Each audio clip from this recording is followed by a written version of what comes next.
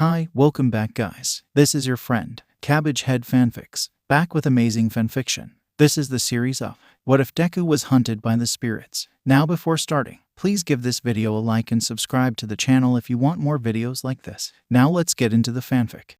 It isn't every day that Aizawa finds a teenage boy that jumps from one building to another without stumbling.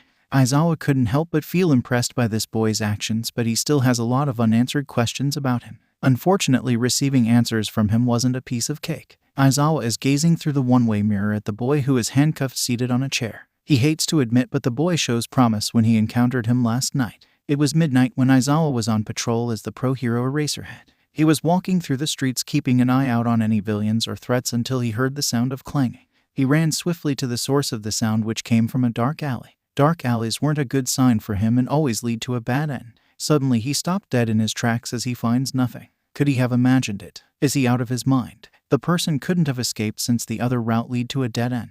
A crazy idea came into his mind which made him look up. On the top of the right wall, there was a shadowy figure. Without any further thoughts, Eraserhead shot himself up using his signature scarf made from steel wire alloy woven with carbon nanofibers onto the roof, facing a surprised teenage boy with messy black hair, dark green eyes, and 4 symmetrical freckles on both cheeks underneath his eyes. He was wearing a long dark cloak along with a dark green checked shirt, black pants, and black leather brogues. Aizawa couldn't help but ask questions. What the heck is this boy doing here in the middle of the night, and how the heck did he get on the roof of a 10-feet building? The boy took no second of thought and immediately sprinted away. This made Eraserhead sent out his cloths to immobilize him, but the boy easily evaded them as he was light on his feet. Eraserhead thought he could corner and capture him since the boy had no way out of the roof. Boy, was he wrong. The boy actually jumped from the roof of the building and landed on the roof of another building. Obviously, Eraserhead chased after him through one building to another. Unexpectedly, giving Eraserhead a shock of his life, the boy jumped off and landed onto the ground on his feet without a single bone broken.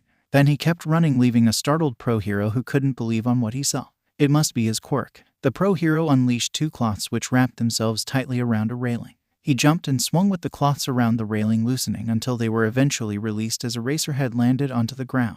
He saw the boy, which was sprinting swiftly ahead. Eraserhead activated his Quirk, showing the red glowing eyes. This resulted badly since the boy began to slow down as he was running until he fell to the ground head first. Panic went through Eraserhead's mind as he saw the static boy on the ground not moving. In a flash, he rushed to his side, restrained him, and blinked, which deactivated the erasure. He turned him over facing upwards and checked the boy's state. His slow pulse started to increase and his chest started to go up and down.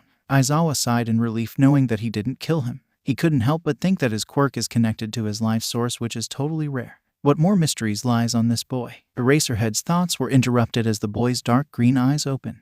They gazed at the cloths that are wrapped tightly around him. The eyes followed to the source of the cloths that lead them to the pro-hero Eraserhead.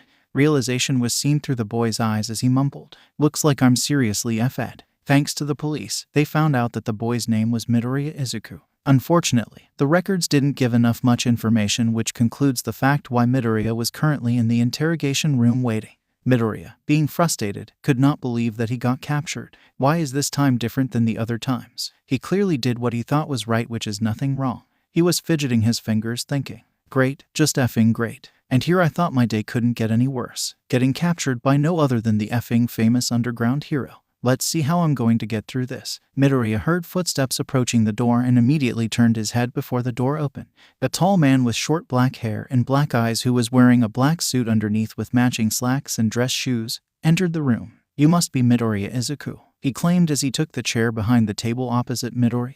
"Yeah, who's asking?" Midoriya asked as he eyed the guy from head to toe. "My name is Tsukachi Naomasa. I'm here to ask you some couple of questions," Naomasa informed. "No, you're here to share recipes and bake cookies," Midoriya said sarcastically. "Of course you're here to ask me questions. I know what an interrogation room is." Naomasa cleared his throat and asked, "Shall we begin?" Midoriya rolled his eyes and said, "Ask away." "What were you doing on the streets at the middle of the night?" "I saw something move and heard noises, so I went to check it out." "Truth. Did you find anything?" "Something dangerous, but not anymore." "Truth. Why did you run away from Eraserhead?" "To avoid being stuck in an interrogation room and being asked questions. Oh wait, looks like it didn't go as I hoped." "Truth. Can you give us your parents' numbers so we could contact them and inform them about this situation? They must be worried." Naomasa asked. "Well, you can contact them by jumping off a building," Midoriya suggested. From that answer, Naomasa realized on what he was implying. Your parents are dead, aren't they? Naomasa asked. Yup,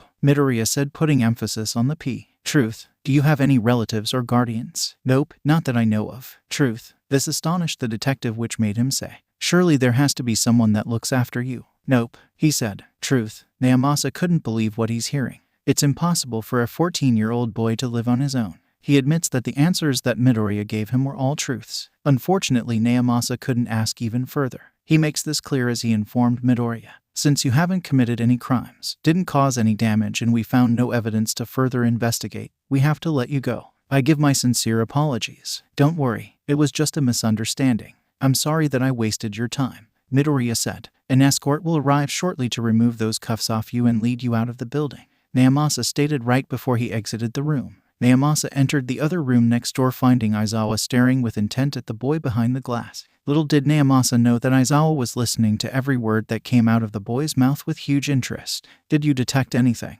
He asked as he turned to look at Naomasa. Nope, he was telling the truth the whole time. Naomasa answered. I see. It looks like this kid suspected your quirk, otherwise he would have lied the entire time, Aizawa stated. So it seems, Naomasa said. Detective Naosama, I'm going to be the one that will escort Midoriya out since I need to apologize for immobilizing an innocent, Aizawa stated. Naomasa nodded without any objection. As he watched the pro hero exit, he knew that Aizawa was up to something, which involved Midoriya, who was seated in front of them tapping his foot. Naomasa noticed how Aizawa's black eyes were focused on the boy with full interest. Sadly, he wasn't certain what intentions Aizawa has with Midoriya, but he was sure of one thing. The boy will be in good hands with Aizawa. Meanwhile, Midoriya couldn't wait to leave. He was tapping his foot with impatience, asking how long does he have to wait for his escort. Beside the fact of him feeling impatient, Midoriya felt proud of himself for killing two birds with one stone by outsmarting the detective's quirk and providing truthful but short answers that will lead the detective to nowhere. The proud feeling immediately evaporated as the door opening, revealing the last person that he wanted to see.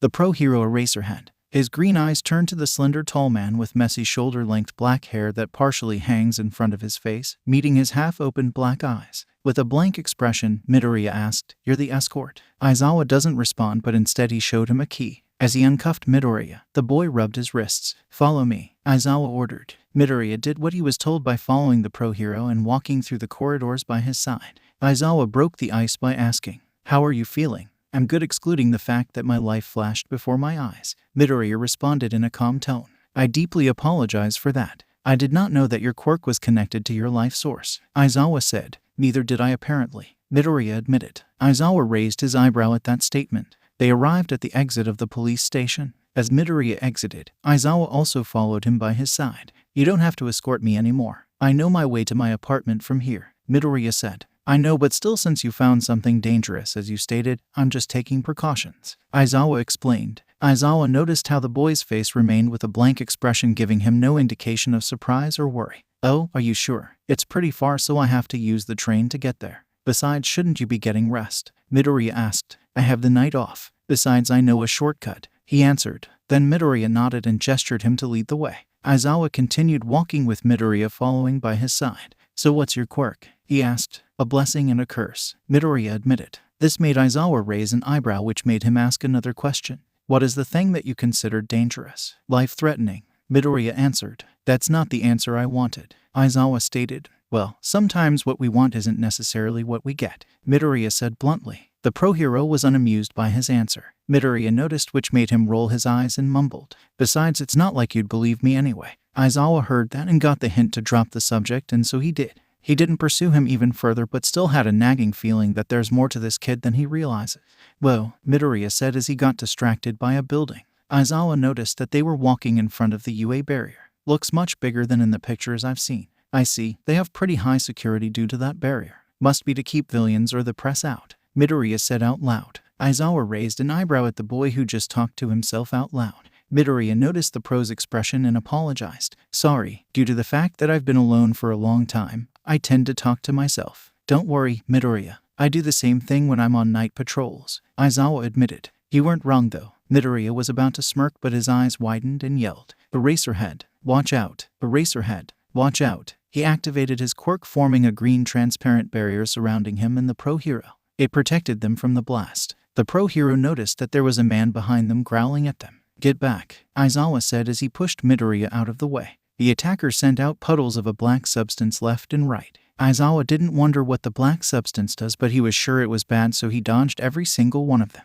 He used his quirk when the attacker was in his vision, but to his surprise, it didn't work. He still kept firing. Maybe it was a mutation type of quirk, Aizawa thought. This made him go from plan A to plan B, which focused on dodging and getting closer to the attacker, and so he managed. As he saw an opening, he took his chance. This didn't go exactly as he planned. He used his cloths to immobilize him, but they went through him like he was some ghost. Then Aizawa tried to land a punch, but his fist went through, making him lose balance. The attacker grinned and kicked him with intense power, making the pro hero crash to the ground onto his back. Aizawa looked up and saw through his black eyes the attacker's sharp-toothed grin and deep red eyes with no pupils. The attacker was about to secrete his black substance until he was hit by a powerful kick which sent him flying backwards. Suddenly Aizawa sees Midoriya with glowing green eyes and black boots which radiated green energy. Then they disappeared as his eyes returned back to normal. Apparently, the kid can touch him, Aizawa thought. He kneeled down and asked, "Are you okay?" but was interrupted when a stream of black liquid was sent out. Midoriya managed to dodge due to his fast reflexes, but it still managed to pierce him, leaving a scratch of blood under his eye. The attacker was running towards them and was about to throw hundreds of bubbles of black liquid until he was struck right in the chest by a knife. Aizawa was surprised and wondered where did that knife come from until he saw Midoriya's stance, which involved having his arm out. From that, he concluded that the knife was thrown by Midoriya. Where the heck did he get that knife? He was unarmed when I captured him. Then Aizawa glanced at the attacker, who began to ripple. For a split second, he saw his true form, which would certainly give people the run of their lives. It was all black liquid with blank red eyes and sharp teeth until it turned into a pile of dust. What the hell was that? Aizawa asked. A demonic spirit, Midoriya answered. What's worse than being stuck in a room alone for several hours doing absolutely nothing? Being stuck in another room right after that. Midoriya was waiting on the couch in one of the rooms of U.A., mumbling how he should be in his apartment sleeping rather than being here. He couldn't leave since Aizawa ordered to him stay here, and if he did leave, the UA will alarm the pro hero. After the fight, Midoriya helped Aizawa to stand up. Aizawa was in a lot of pain as he felt that several ribs were broken due to that guy's powerful kick. Lucky for him, they were close to UA, so he told Midoriya to help him get into the school. Midoriya felt obliged to help him, and so he did. Aizawa put one of his arms on Midoriya's shoulder whilst Midoriya wrapped his arm around his lower back to support him. Midoriya helped Aizawa enter through UA barrier and the school and followed his directions, which made them end up in front of the nurse's office. Midoriya knocked 4 times, each louder than the other, on the door. Like a shot, the door opened. Green eyes gazed down, seeing a short elderly woman with gray hair styled into a bun that has a syringe looped through it. She was wearing a doctor's lab coat with a dress that had yellow and red vest-like designs on either side, 2 yellow buttons and a pink belt underneath. Along with the pink boots, she had a pink helmet on her head. She watched with widened eyes as she saw Aizawa being supported by a teenager. She let them both in and ordered Midoriya to place the pro hero on the bed. As Midoriya did what Recovery Girl said, Aizawa informed her, "Have couple of broken ribs and the boy has deep scratch under his eye." Recovery Girl blinked with confusion in her eyes, which made her ask, "What scratch? I see no scratch." Immediately Aizawa looked at Midoriya's face. Apparently she was right. Instead of a deep bloody scratch under one of his green eyes, there was a faded scar. "You're full of surprises, aren't you?" Aizawa said. Midoriya was tapping his foot, which echoed throughout the silent room to try to pass time. The silence was broken as the door creaked open. A pair of green eyes turned to the sound and watched as Aizawa and another person which looked like an animal beside him walked in. Midoriya couldn't help but gave them a questioning look. Is it a dog, a mouse, a bear, or maybe a combination? He had dog-like paws and a bear-like face with black eyes where a large scar lies across his right one. Adding to that, he had a long tail and was wearing an elegant suit with large orange sneakers. This made Midoriya smirk on the inside, since he had the same pair of sneakers back at his apartment but were red instead.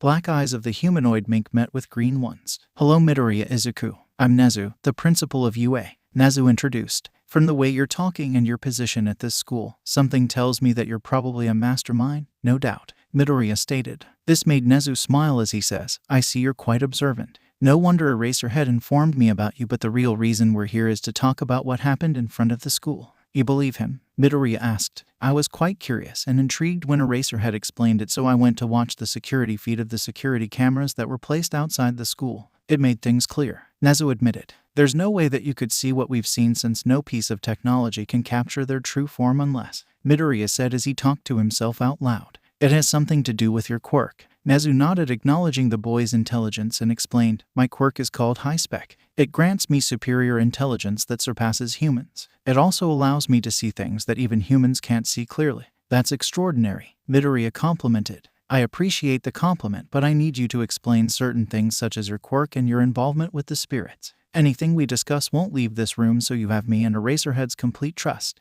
Nezu said. Aizawa Shoda. Aizawa said, and not working now. Midoriya gazed at the two people in front of him. He couldn't help but feel how strange this is. He never actually explained about spirits or his quirk, and here he is, granted with the opportunity to tell without people thinking he's crazy. He took a deep breath and thought, there's no going back now. Midoriya nodded and began to explain. I call my quirk spiritual energy. Firstly, I can transfer my energy either onto my legs or arms for combat. I prefer transfer my energy onto my legs to give me more mobility, forming my special move called Black Boots. It not only increases the strength of my kicks but also increases my speed and agility, allowing me to move fast that makes me look as if I was flying. The hit from the boots slows down the healing times of spirits. In addition to this, I can transfer my energy into creating magical barriers. Secondly, my quirk heals me really fast, and it doesn't depend on the type of wounds I receive. This explains why the deep scratch under my eye disappeared. Thirdly, I can create weapons by using spiritual energy that can harm or cleave the spirits, which explains why Aizawa couldn't immobilize him using his claws.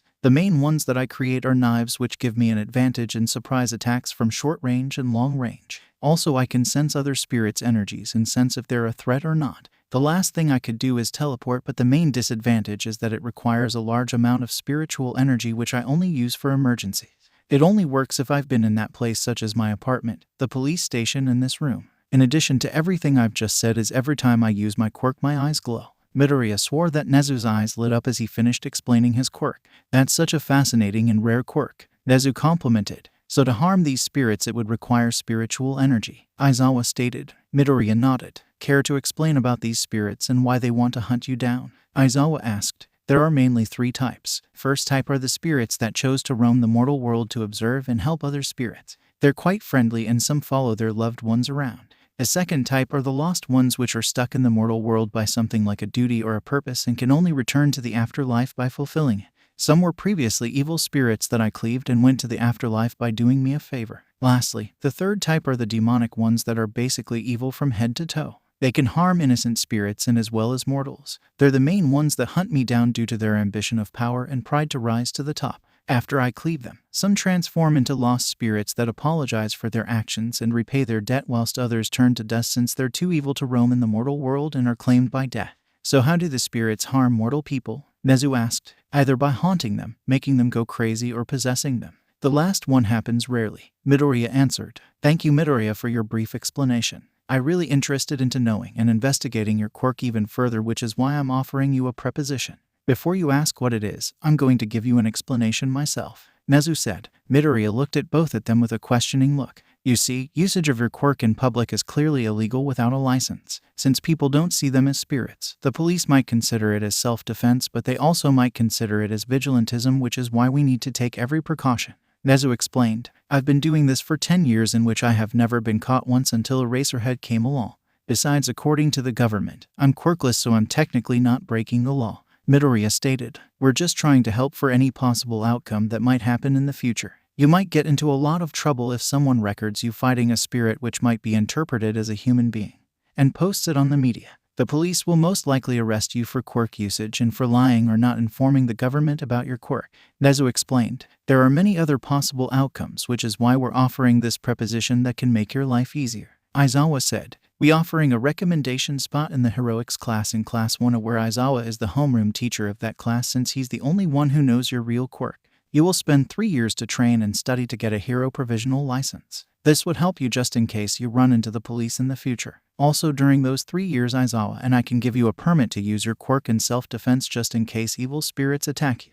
At first, Midoriya was not convinced. Being stuck in a school surrounded by other teenagers wasn't reassuring. Heck, it was a nightmare, but he couldn't help but admit that they had a point. It will make things easier for him in the future. He eyed the two. The only ones except a friend who knows about his quirk are willing to help him. This was too much for them to offer. He didn't feel he deserved their generosity, so he asked, aren't people supposed to take some sort of exam to get into this school, especially a recommendation spot? Well, for the practical exam, You nailed it by jumping from one building to another without stumbling, easily dodging my attacks and saved my life from a spirit that I couldn't beat," Aizawa said. "But there's also the written exam. Now, according to your educational record, the only school you attended was kindergarten," Nezu said. "Yeah, from then on, I've been homeschooled and taught by the peaceful spirits and the lost ones that owed me a favor," Midoriya explained. "Can you inform us of what you've been taught?" Nezu asked. "My mother, before she died, managed to teach me how to read and write when I was 4 years old. From the spirits, I was taught world history, along with English, French, and Latin since I traveled around, and some Japanese literature,"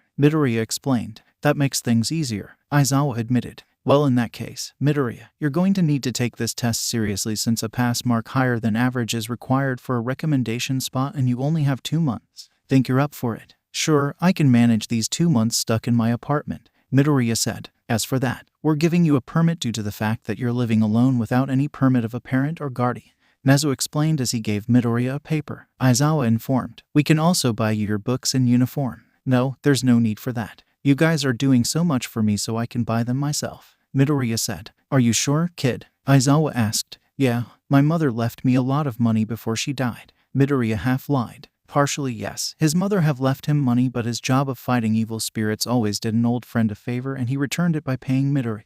With relief, Nezu and Aizawa bought it. "Now, you still need to update the government on your quirk. Due to your circumstances, we can inform them that your quirk is energy, and here is the summary I made of your quirk," Nezu said as he was writing. As the principal handed Midoriya the paper with the summary on it, he began to read it. Quirk name, energy. Type, emitter. Summary, transfers energy to arms and legs which enhance powerful punches and kicks. Can also create weapons and transparent shields with the energy. They didn't make you the principal for nothing, Midoriya said as he gave it back to Nezu. "It's the same thing that Mum did to hide her true quirk by stating that she can levitate things towards her," Midoriya thought. "Thanks you, Principal Nezu. I really appreciate your kindness and generosity." "Same goes to you, Aizawa," Midoriya said. "Sensei." After exchanging phone numbers and filling in registration papers, Aizawa offered to take Midoriya home with his car. And so he did. While Aizawa was driving, Midoriya was seated in the passenger seat, just staring from the window at the outside without a single blink. "What's on your mind, kid?" Aizawa asked as he noticed. "How the hell getting captured by you got me a recommendation spot in UA?" Midoriya admitted. Aizawa couldn't help but snicker and responded. "I admit, you deserve to be in that school. You have more potential than the first years I had." "How are they doing now?" Midoriya asked. "I don't know. Last time I saw them, I expelled them," Aizawa answered. "Ish, talk about having guts. Kind of feel bad for Nezu though," Midoriya said. "I expelled them because I can't waste time on teaching heroes with no potential. On the bright side, I get to have more sleeping hours," Aizawa said. Midoriya laughed and said, "Nix, nothing's worth more than sleep." "You said it, kid," Aizawa agreed. Then there was a moment of silence. Aizawa took a few glances and noticed that something is bugging the boy.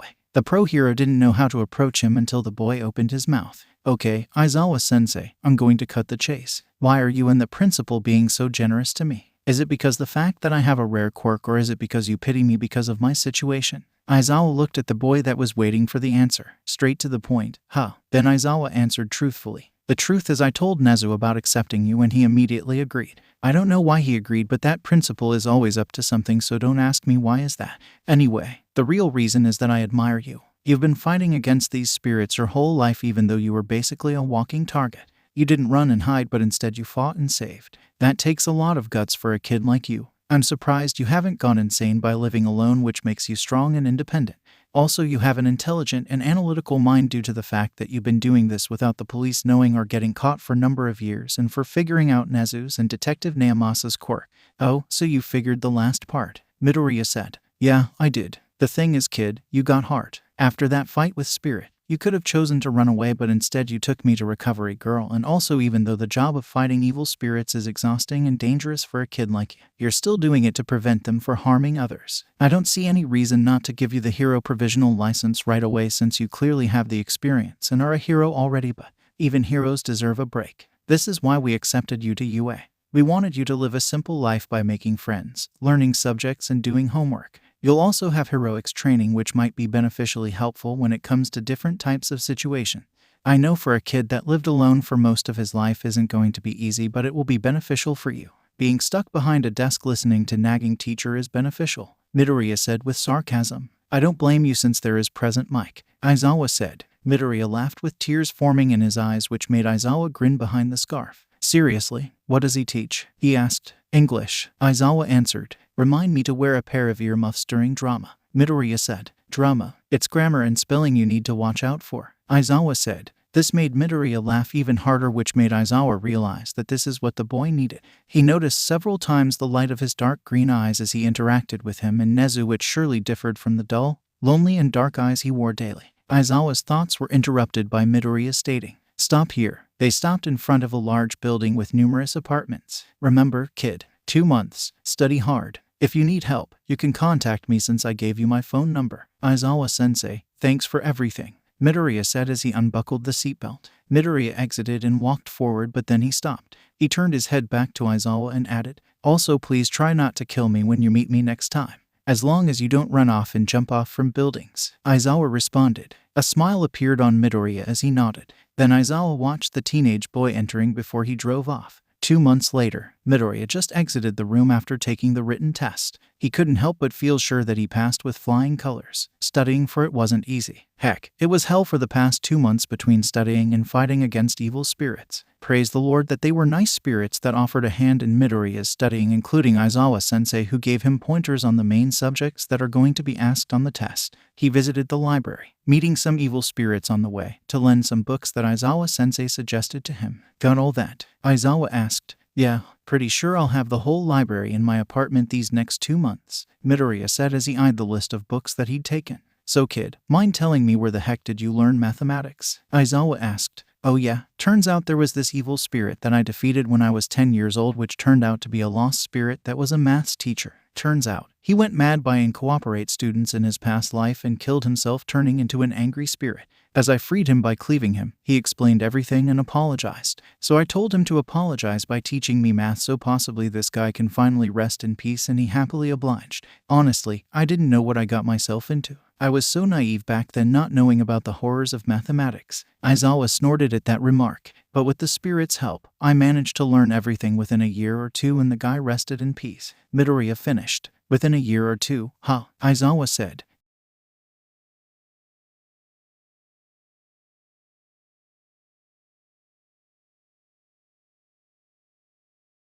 Good. It surely will help you when you read from the books I've suggested, Aizawa said. Obviously, Midoriya was grateful for Aizawa-sensei's help, which is why he returned the favor. In the UA staff room, a week before the entrance exam, Aizawa was both confused and intrigued as he watched the object mysteriously placed on his desk that came from nowhere. It was a black cat with white eyes, nose and whiskers on a coffee mug. There was a small anonymous note next to it, reading, "Pour coffee in it and see the magic." Aizawa did, revealing the fact that the coffee mug can change color. From a black cat with white eyes, nose and whiskers, it changed into a white cat with black eyes, nose and whiskers. The pro hero couldn't help but grin. Midoriya wondered how Aizawa-sensei will react with the cat mug on his desk. He snickered as he imagined it. His imaginations were interrupted as a great force bumped into his chest. Green eyes immediately inspected and met with big round brown eyes. Midoriya found himself facing a girl that looked the same age as him. She was a young girl of short height and petite build, with fair skin. She had big round brown eyes along with shoulder-length brown hair which had 2 long locks beside her face, a short bob at the back and micro bangs that sweep to her left side. Her outfit consisted of a pink scarf that was wrapped around her neck, a brown trench coat, black skirt along with tights and shoes. "I'm sorry," she blurted out as she bowed. Her tone of voice when she apologized gave off the feeling of panic and anxiety in which Midoriya noted. So he asked calmly, "Are you okay?" She gazed up and taking a look from the red sneakers, to the black pants, to the dark spring green hoodie until brown eyes met green ones. "I got lost. I need to get to the room where I'm going to take the exam and it's almost time. That's why I panicked back there," the brunette said as she rubbed the back of her neck, blushing with embarrassment. "And in which room are you supposed to take this exam?" Midoriya asked. "According to this, I'm supposed to be in room 28, she said, reading from the paper in her hand. "Oh, that's not far from here. Just take 2 rights, Midoriya said. "Thank you so much. Fingers crossed that we both be accepted into UA. Let's do our best," she thanked. "Better use the energy to reach the exam in time," he advised. The brunette had no moment to lose as she heard that. She immediately sprinted away, hearing the boy yelling behind her, "Good luck and don't let the door hit you on your way in."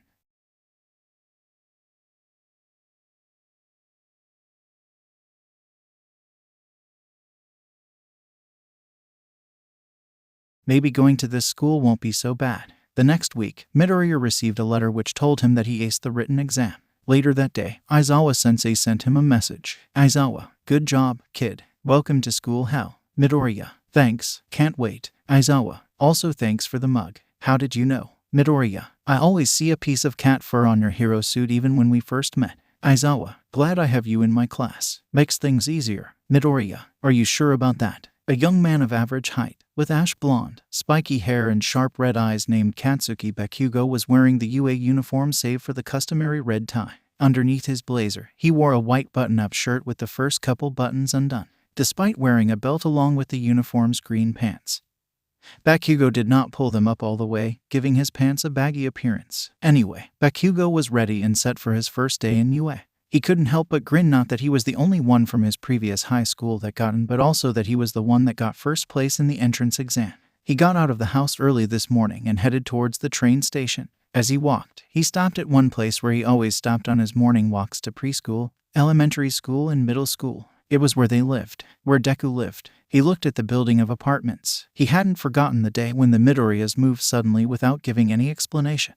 The Bakugo family haven't heard a word about them since then. Obviously, Bakugo didn't care for that shitty nerd but always wondered where he might be, knowing that whether what he's doing is always lesser than what he accomplished. Bakugo stopped thinking and kept moving forward. Bakugo was seated in his desk peacefully with his foot on his desk. He was the first one to get there early and eyed the students entering. One caught his eye, round face, who was looking around the classroom searching for someone. Bakugo wondered who she was looking for until Four Eyes showed up, karate chopping his arm as he was saying, "Remove your foot from that desk. Such an action is insulting to those that came to UA before us as well as the craftsmen that made the desk." All Bakugo did was grin evilly and responded, "Like I care. What middle school are you from, you extra?" "My name is Tenya Ida. I'm from Sumi Private Academy." Four Eyes said. "Sumi, a stuck-up elitist then. I should blow you to bits." As Four Eyes was about to respond, another voice replaced him. "The only thing that's going to be blown to bits is that massive ego of yours if you don't shut the hell up." He turned and was about to challenge the guy that said it until his eyes widened at the person who spoke. The person resembled the person he haven't seen since kindergarten. "Deku," Bakugo was about to ask to make sure until he was interrupted by Round Face. "Oh, the plain-looking boy. I'm so glad we're in the same class. Looks like you didn't need help in getting here," he responded. Round Face chuckled and thanked. "Thanks for your help that day. I made it just in time. I'm Uraraka Ochako, by the way. Can't blame ya since this school is like a maze. Also, I'm Midoriya Izuku," he responded. As Bakugo heard those words, his eyes widened. He looked at him again and saw how he changed from when he last saw him. He noticed that he had the same curly hair, but it was dyed black. He saw the same green eyes gaze at him, which were all dull with no light in them. Bakugo had so many questions for him. One of them mainly how the Quirkless Deku get into UA. He didn't see his name on the exam rankings. That means, no, there's no way. All of a sudden, a man entered the class, removing his yellow sleeping bag. Bakugo noticed the stupid smirk Deku gave as he said, "Sleeping bag? Huh, genius." It took 8 seconds to quiet down. "Time is limited. You kids are not rational enough," Aizawa muttered. "I'm your homeroom teacher," Aizawa shouted. "Nice to meet you." The homeroom teacher grabbed something out of the sleeping bag. It was the UA gym uniform. "It's kind of sudden, but put this on and go out onto the field," Aizawa ordered. "Use the changing rooms." All of the students in class 1 did what was told. The students separated into 2 changing rooms, one for the boys and one for the girls. Each student had their locker along with their number given. In the boys' locker room, everyone was wondering and asking questions to each other about what they were going to do on the field until they were answered by Midoriya. "It's a Quirk apprehension test. It's no big deal." Everyone looked at the boy who was so calm about a test of all things. Bakugo couldn't help but admit that dumb Deku was probably right. He couldn't lay his eyes off of Deku ever since he walked out of the classroom. There's something strange about him. The one thing he can conclude is that he wasn't the same Deku he knew back then. He continued staring even while he was changing into the gym gear. Bakugo hates to admit, but Deku was ripped. He took a closer look and took notice of the faded scars on his back and arms. Even though they were faded, they were too many. What had been Deku doing these past years? "You know, it's rude to stare, Bakugo," Deku said with his back towards him. All Bakugo did was give him a mean glare, avoiding everyone's gazes at him whilst Four Eyes kept scolding and karate chopping. "Bakugo, you should show respect to other students, including their privacy." Bakugo ignored him and continued changing, overhearing the following conversation. "I'm glad we have someone like you, Ida. Keeps things in order and balanced. Thank you for your compliment, Midoriya. I'm truly happy that I have a classmate that appreciates my services." Ada said as he clenched his heart with tears of joy in his eyes. No need to get emotional on the first day. See you guys on the field, Midoriya said. He was the first one of all the classmates who exited fully dressed and the first one who arrived at the field. Bakugo couldn't help but feel angry. Why the heck does he suddenly care for Deku? He's always been a pebble. Always have and always will. Let's see who will do better in this Quirk apprehension test, but Bakugo is sure that he's gonna beat Deku easily as the rest of these extras. Every student in Class 1 was outside in the field with their homeroom teacher who claimed to be Aizawa Shouta standing in front of them. A Quirk apprehension test. Everyone asked, what about the entrance ceremony? The orientation? Uraraka asked. Aizawa with his back towards them explained, if you're going to become a hero, you don't have time for such leisurely events. UAS selling point is how unrestricted its school traditions are. That's also how the teachers run their classes. Everyone were surprised and shocked at the same except for Midoriya and Todoroki. You kids have been doing these since junior high, too, right? The homeroom teacher asked. He showed his phone and explained. Physical fitness tests where you weren't allowed to use your quirks. The country still uses averages taken from results from students not using their quirks. It's not rational. Well, the Ministry of Education is procrastinating. The homeroom teacher glanced at Bakugo and said, Bakugo, you finished at the top of the practical exam, right? Bakugo nodded. In junior high, what was your best result for the softball throw? Aizawa asked. 67 meters. Bakugo responded. Then try doing it with your quirk, Aizawa suggested. Bakugo went inside the circle ready with ball in his hand as Aizawa stated. You can do whatever you want as long as you stay in the circle. Hurry up and give it all you got. D-I-E-E, Bakugo yelled. He threw the ball with his explosive quirk that was sent flying into the air. This made Midoriya roll his eyes thinking, guess things never change. Know your own maximum first. That is the most rational way to form the foundation of a hero, Aizawa said as he showed them Bakugo's result. 705.2 meters. 705 meters, for real? Kaminari asked. What's this? It looks fun, Ashido said with excitement. We can use our quirks as much as we want. As expected from the hero course, Zero yelled with enthusiasm. It looks fun, huh? You have 3 years to become a hero. Will you have an attitude like that the whole time? Aizawa asked. Then he grinned and added, all right. Whoever comes in last place in all 8 tests will be judged to have no potential and will be punished with expulsion. Everyone were shocked and surprised by this. Uraraka looked at Midoriya and saw that his face was blank the whole time. Uraraka couldn't help but wonder how he's so calm about this. This made her prevent to say something to Aizawa until somebody said the words that she was thinking. Last place will be expelled. But it's the first day of school. No, even if it was the first day of school, this is too unfair. Natural disasters, big accidents, and selfish villains. Calamities whose time or place can't be predicted. Japan is covered with unfairness. Heroes are the ones who reverse those situations. If you wanted to go talk with your friends at Mickey D's after school, too bad. For the next 3 years, UA will do all it can to give you one hardship after another. Go beyond, plus ultra. Overcome it with all you have got. Test 1, softball throw. Almost everyone took the test, but no one beated Bakugo's score until, what? Infinity. That's amazing. She got infinity, Kaminari said. As Uraraka returned to the group feeling proud and energetic, Aizawa called out, it's your turn, Midoriya. Uraraka mouthed, good luck to Midoriya, which he responded by giving her a nod. He started walking heading towards the circle. Everyone's eyes were focused on the boy with the messy curly hair that was walking calmly towards the circle. I wonder what is Midoriya's quirk? Ida asked. He's a quirkless small fry, you know. Bakugo answered. Quirkless, Ida said astonished. What? Then how did he got a recommendation in UA? Kirishima asked, overhearing their conversation. Wait, Midoriya got a recommendation? Uraraka asked. Everyone was busy whispering and asking about Midoriya, who was in front of them with his ball ready to throw. He ignored what the others whispered since he didn't actually care. The only thing that he cared about and focused on was the challenge ahead. He took a deep breath and was about to throw with everyone's eyes watching him. Suddenly his hand became black, surrounded by green energy as his eyes glowed green. The ball was unleashed into the air, creating gusts of wind that sent dust from the ground flying due to its high velocity. All of the students gasped as they covered their eyes from the dust, whilst Aizawa was crazily grinning, thinking, this kid. Then on the phone, Midoriya's result was taken and it was showed to the students. 1,400.5 meters. Woo, now that's a hero-like record if I ever saw one. Uraraka cheered with her hands in the air. Stylishly done, Aoyama commented. Bakugo was staring at Midoriya with his mouth open in shock and eyes wide as the ocean. What the? That power. Quirks never manifest past age 4. It's impossible, but it really happened. What the hell, Deku? Explain yourself, he yelled as he used his quirk to get near him. He grabbed Midoriya by the collar. The only answer that Bakugo got was, "So noisy." Almost everyone was shocked by Midoriya's calm reaction to Bakugo's angry tantrum. He didn't even flinch when the scary loud blonde approached him. The only person that wasn't shocked was Bakugo, who was angry and irritated by the boy's behavior. He was about to use his quirk by raising his hand, but it didn't work out as his quirk was erased. In a flash, he found himself wrapped up in several cloths. One red eye looked back, finding Aizawa with glowing red eyes glaring. "What the ... this cloth ... it's stiff," Bakugo mumbled. "It's a capture weapon made out of carbon fibers and a special alloy wire," Aizawa explained. Midoriya smirked and advised the wrapped-up Bakugo, "I would give a second thought when crossing our homeroom teacher, who is the pro hero Eraserhead, on your first day." Bakugo was about to use his quirk on Midoriya for the second time, but it ended up erased again.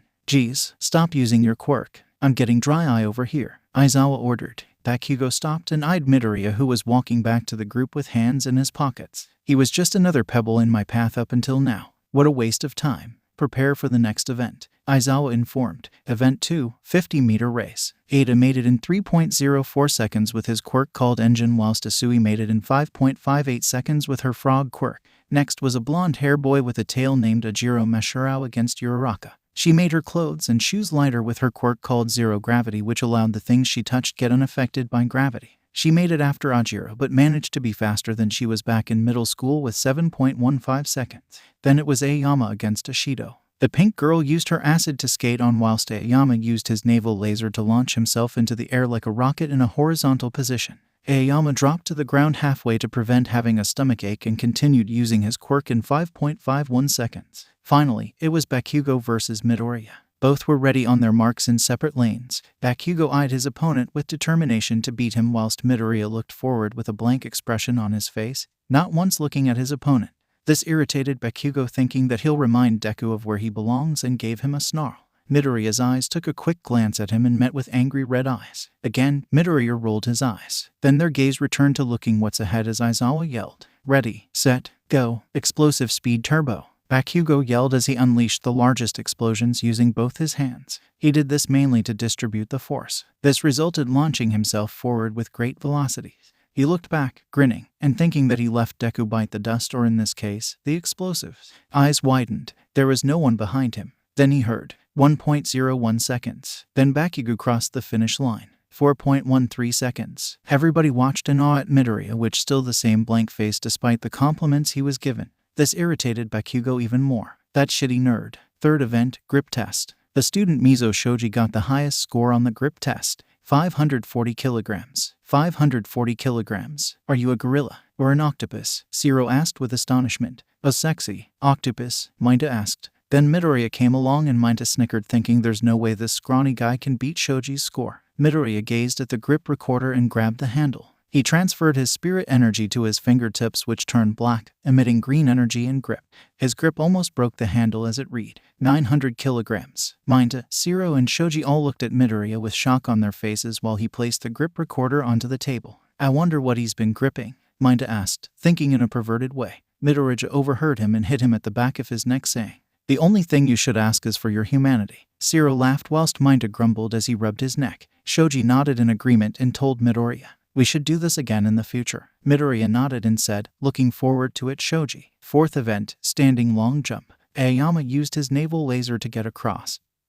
Bakugo used his explosive speed turbo, and Midoriya used black boots, which gave him enough speed that made him look like he was flying, to cross the sandpit and land on the other side. Fifth event, sidestepping. Minta had the advantage as he built two walls on each side that consisted of his purple balls pulled out from his head. This prevented him from losing his rhythm and gave him the chance to jump further to the side. Minta would have got first if it weren't for Midoriya. This time, the boy didn't use his quirk because he didn't need it, thanks to experiences of dodging attacks from evil spirits by jumping to the side. For the two last events, Midoriya came in first in the endurance test but came in second in the upper body training since he didn't use his quirk. The event ended and everyone was waiting for the results. Your total scores simply reflect your performance in each of the events. Explaining the process would be a waste of time, so all you get are the final rankings. Aizawa explained. Rankings: 1. Izuku Midoriya. 2. Momoye Urazu. 3. Shoto Todoroki. 4. Katsuki Bakugo. 5. Tenya Ida. 6. Fumikage Takoyami. 7. Mizo Shoji. 8. Mashirao Ajiro. 9. Ajiro Kirishima. 10. Mina Ashido. 11. Ochako Uraraka. 12. Fujikuda. 13. Rikido Sato. 14. Suyuasui. 15. Yuga Aoyama. 16. Hanta Shiro. 17. Denki Kaminari. 18. Kyoka Jiro. 19. Toru Hagakure. 20. Minoru Mainta. Then the homeroom teacher added, "Also, I was lying about expelling someone. That was a rational deception meant to bring out the best in all of you." He gave a creepy grin as the students felt shocked and betrayed, yelling, "WHAAAT.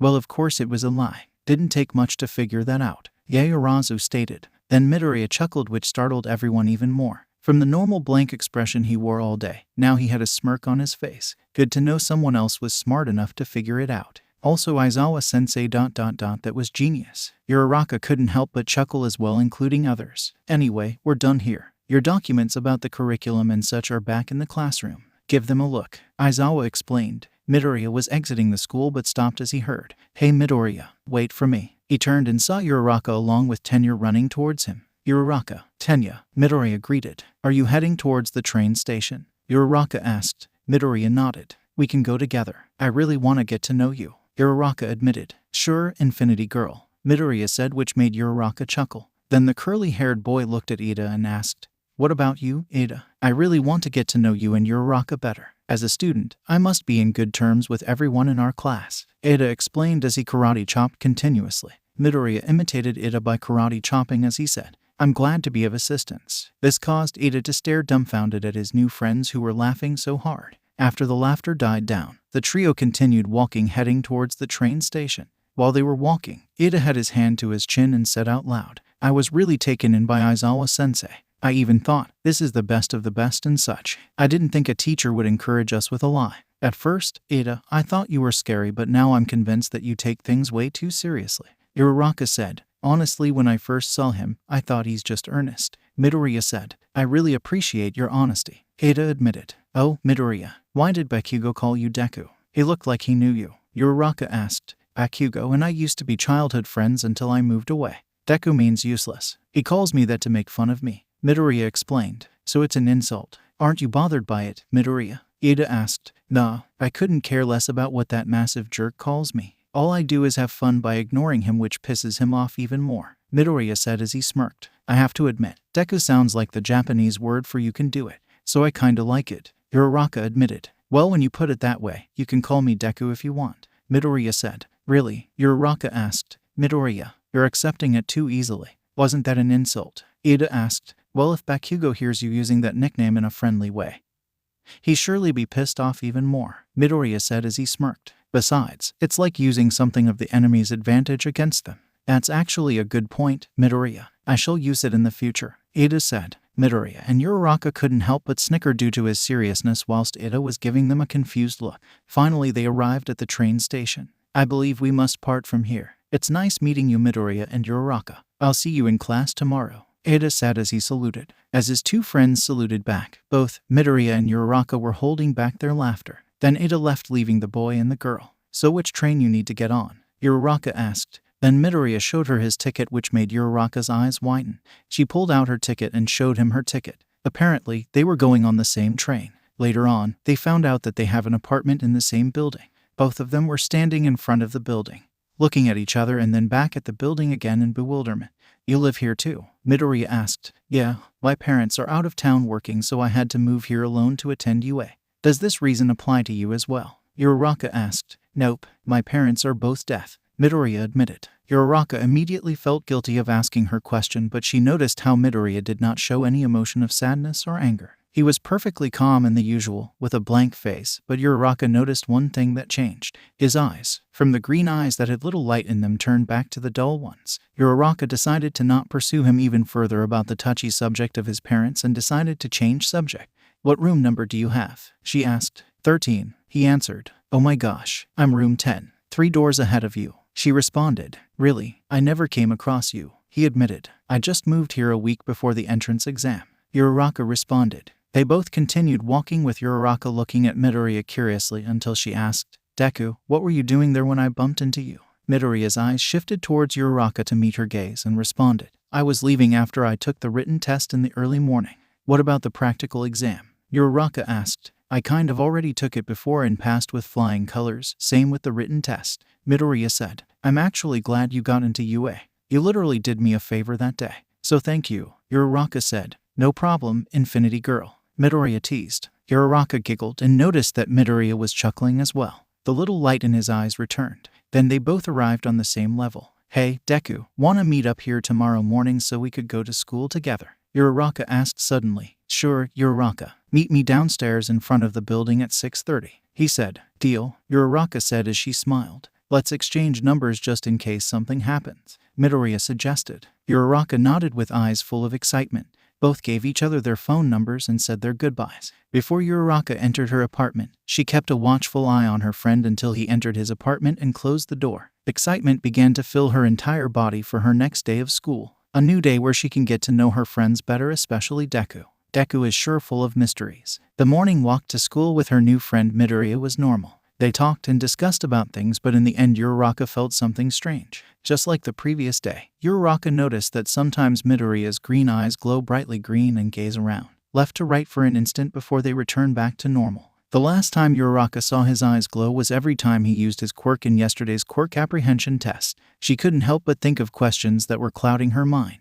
Was he using his quirk? Why was Deku using his quirk? Was there something nearby? Is someone after him? Her thoughts were interrupted as Midoriya returned to the conversation apologizing. Sorry, my mind got distracted for a bit. This made Uraraka wonder if it was a side effect from his quirk, just like how she gets nauseous when she overuses her quirk. She was about to ask him about that until they were both interrupted by Ada, who sprinted swiftly past them yelling, Uraraka, Midoriya, pick up the pace. Students should be seated 10 minutes before the homeroom teacher comes. Midoriya snickered as he said, never saw someone heading towards school with so much energy. That's Ada for you. She chuckled at Midoriya's comment as they entered the school. The first lesson of the morning was English with Present Mike, the pro hero, as their English teacher for this lesson. Aizawa, their homeroom teacher, was also in class with them, lying on the ground in his yellow sleeping bag. Good morning, listeners, Present Mike yelled very loudly. I would like you to introduce yourselves and mention one of your hobbies to get to know you better. If you want, you can also introduce yourselves in English. Anyone up to go first?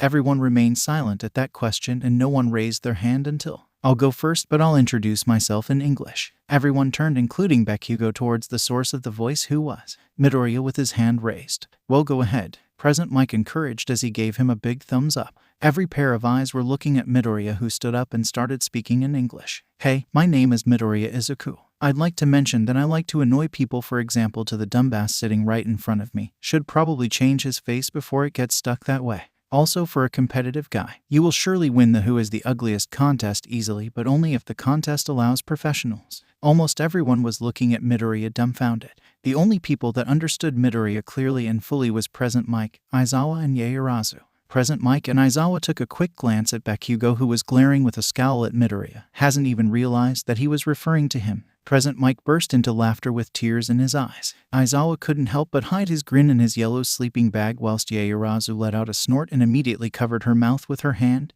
trying hard not to laugh. All the students noticed Yaoyorozu's sudden snort and couldn't help but question what Midoriya just said. They all looked back at Midoriya as he asked in Japanese, "How's that for an introduction?" Eventually, Present Mike stopped laughing and wiped off the tears. He gave him a finger gun gesture. That was perfect, listener. You speak English so fluently without making a single mistake. Now who's next? Present Mike asked. Then many students raised their hands and all of them introduced themselves. Some tried in English and others spoke in Japanese. After they were all done introducing themselves, Present Mike explained with enthusiasm. Now that we all introduced ourselves, let's get on with the first lesson. Let's get this party started by spelling. Oh boy, Midoriya mumbled as he put his hand in his pocket of his blazer. Uraraka, Yaoyorozu, Ida, Minta, Takoyami, Todoroki, Shiro, and Deku, who all heard him, watched the messy curly-haired boy putting out a couple of earbuds and placing them separately into each ear. They all raised their eyebrows except for Deku, who scowled and asked him silently, Deku, what the hell do you think you're doing? All Midoriya did was respond, can't hear you. Sooner or later, Deku and the others found out why Midoriya had earbuds and wished they brought also a pair with them. In the school cafeteria, Ida, Uraraka, and Midoriya were all seated and greeted by the cook hero lunch rush. White rice is great comfort food, isn't it? Ida and Uraraka were all looking at the large bowl of white rice with curry that was placed in front of Midoriya with widened eyes. Deku, are you sure you can eat all of that? Uraraka asked. I have a huge appetite, Midoriya answered right before he ate a spoonful. After the trio thanked the pro hero as he was leaving, they had the following conversation. My ears are still ringing from present Mike's lesson, Uraraka admitted. Now I know why you wore earbuds, Deku. Doesn't mean they worked. I still heard him, Midoriya stated. On the bright side, my ears aren't ringing. Midoriya, what did you say in English when you introduce yourself? I didn't quite catch some of it, Tenya asked. Midoriya responded by translating what he said in English into Japanese to his two friends. As he finished his translation, Uraraka couldn't help but burst into laughter whilst Ida kept karate chopping and scolding Midoriya about using foul language even in English. That guy had it coming after he kept glaring at me non-stop this morning. Besides, now I know how to use a language that the enemy doesn't know as an advantage, Midoriya said. That's also another good point. It could be an advantage when communicating with other heroes without letting the villains knowing of their plan, Ada said. Then he added, I must admit, Midoriya, the trick you pulled back in the English lesson was pretty impressive and funny at the same time. Then Ada started laughed, which startled both Uraraka and Midoriya. The brunette couldn't help but gasp whilst green eyes widened in surprise. Deku, pinch me if this is a dream, Uraraka whispered to him. Only if you return the favor, Midoriya whispered back. Then both of them ended up joining Ada, laughing and smiling at the same time, until they were both interrupted. Hello, Midoriya. This made the curly-haired boy turn, meeting a teenage girl with a mature physique for her age. Green eyes met with cat-shaped, onyx-colored eyes. The girl had long black hair which was tied into a spiky ponytail along with bangs on the right side of her face. It was one of their classmates, Yaoyorozu Momo. Yaoyorozu, what brings you here? Midoriya asked. I just came to compliment you on your English speaking. You really speak the language fluently, Yaoyorozu said. Thanks, Yaoyorozu. Sorry that I got you surrounded by our classmates that were asking you for a translation. He apologized. No need to apologize. I haven't laughed that hard ever since, and the funniest part was that Bakugo had no idea, Yaoyorozu stated as she giggled. That was the whole point, Midoriya said as he giggled as well. Hey, Yaoyorozu, would you like to join us? Uraraka asked suddenly. Are you sure? I don't want to interrupt, Yaoyorozu responded shyly. Of course, as her classmate, I would be glad if you join us, Ida answered, again karate chopping. Yaoyorozu looked at the other two, waiting for their responses. From Uraraka, who was beaming and nodding, to Midoriya, who responded imitating Ida, including his hand gestures. What he said. Yaoyorozu couldn't help but smile at the responses as she sat at the table whilst Uraraka snorted, receiving a dumbfounded look from me. I translated what you said to some people, but word tends to spread fast, so I'm warning you that Bakugo will kill you if he finds out, Yaoyorozu warned. Then Midoriya smirked and responded, he's going to have to catch me first. It was the afternoon and all students were seated in class 1 awaiting for their teacher. They were all chatting and discussing until they hear, I am coming through the door like a normal person. All eyes beamed as the number 1 hero, All Might, entered through the door. All Might watched as new students who became full of enthusiasm. It's All Might, Kaminari exclaimed. Wow, he really is a teacher, Kirishima yelled. That's a costume from the Silver Age, isn't it? Kasui asked. Its style is so different, it's giving me goosebumps, Anjiro admitted. All Might took notice the excitement and determination that the Class 1 students wore, including the blonde boy giving him a creepy grin, all except the one seated behind him. The boy with black messy hair, who was wearing a blank expression, was staring at him with dull eyes. He didn't show any signs of emotion or expression. His green eyes looked at him from head to toe and then slowly gazed away, looking out of the window. All Might felt uncomfortable by his gaze but intrigued. Then he began his lesson. I teach hero basic training. It is a subject where you train in different ways to learn the basics of being a hero. You'll take the most units of this subject. Let's get right into it. This is what we'll do today. Battle combat training. As those last 3 words ran through Bakugo's ears, he grinned and said with excitement, combat training. And to go with that are these, All Might yelled as he pointed. He was pointing at the opening cupboards that revealed several briefcases with numbers, costumes made based on your Quirk registrations and requests you sent in before school started.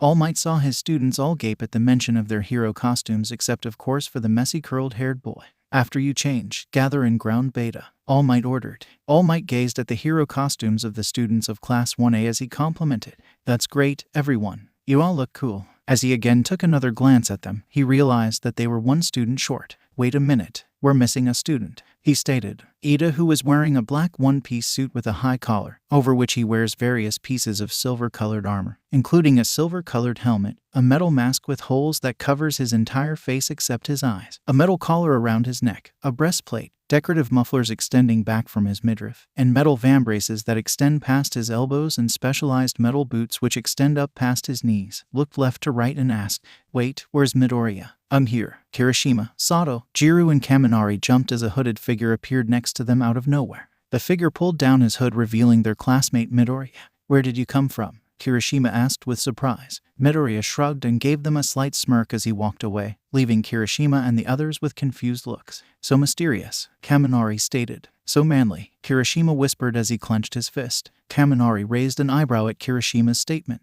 Uraraka headed towards her friend and her brown eyes observed Midoriya's costume as she got close. Midoriya's hero costume consisted of a long dark cloak with a hood which underneath lies a really dark green full-body tight jumpsuit with black knee pads which extend to his legs and reach up his knees complemented along with black boots which had metal soles beneath them. This was mainly because when Midoriya uses his special move Black Boots, he reaches a certain speed which sometimes ruins the shoes. "Deku, your costume is so cool and mysterious at the same time. It's really down to earth," Uraraka complimented. "Thanks Uraraka. Your costume is great too. Reminds me of an astronaut." Midoriya complimented back. "Thanks, but I should have written what I wanted. Mine ended up being skin-tight bodysuit," Uraraka said as she blushed with embarrassment and was rubbing her head. Minda was looking at Uraraka's figure, gave a thumbs up and said, "The hero course is the best. If I were you, I would watch the Pervy Thoughts, Diaper Boy," Midoriya warned. Minda was about to respond back but got cold feet as he watched Green Eyes giving him the death glare. He slowly backed away trying to not wet his pants whilst Uraraka thanked Midoriya. "Now, it's time for combat training," All Might stated loudly. "Sensei," Ida said as he raised his hand. "This is a battle center from the entrance exam, so will we be conducting urban battles again?" "No, we're going to move ahead 2 steps. Most of the time, fighting villains takes place outside. But if you look at the total numbers, atrocious villains appear indoors at a higher rate. Imprisonment, house arrest, backroom deals.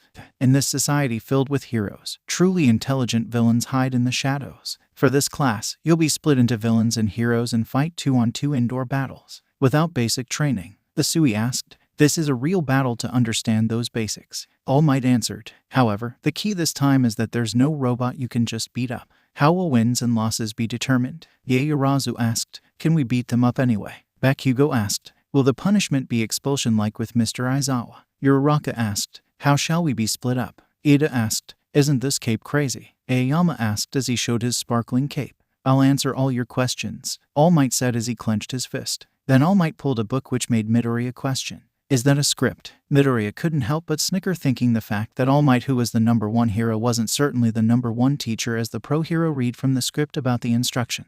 Then he heard Aoyama mutter, "He didn't answer my question." Midoriya, who was next to him, silently whispered, "I think it's dazzling." The boy could have sworn that Aoyama's eyes had stars in them as he said that. After All Might finished reading, he said, "Teams and opponents will be determined by drawing lots. They're being decided so haphazardly." Ida asked, as All Might was about to answer Ida's question, but Midoriya did the job for him by explaining. "When an incident occurs or a villain attacks, you'll meet other heroes with different types of quirks. With time being against them, they'll have no choice but pair up and figure out the best they can do involving their quirks to help the situation." "I see. The discernment to look ahead. Please excuse my rudeness," Ida yelled as he bowed. "It's fine. Let's do this quickly," All Might yelled as he punched his fist in the air. Team A, Uraraka and Midoriya. Team B, Todoroki and Shoji. Team C, Yaoyorozu and Minta. Team D, Bakugo and Ida. Team E, Ashido and Aoyama. Team F, Kuda and Sato. Team G, Kaminari and Gyro. Team H, Asui and Takoyami. Team I, Ajiro and Hagakure. Team J, Siro and Kirishima. "Wow, it must be fate. I'm counting on you,"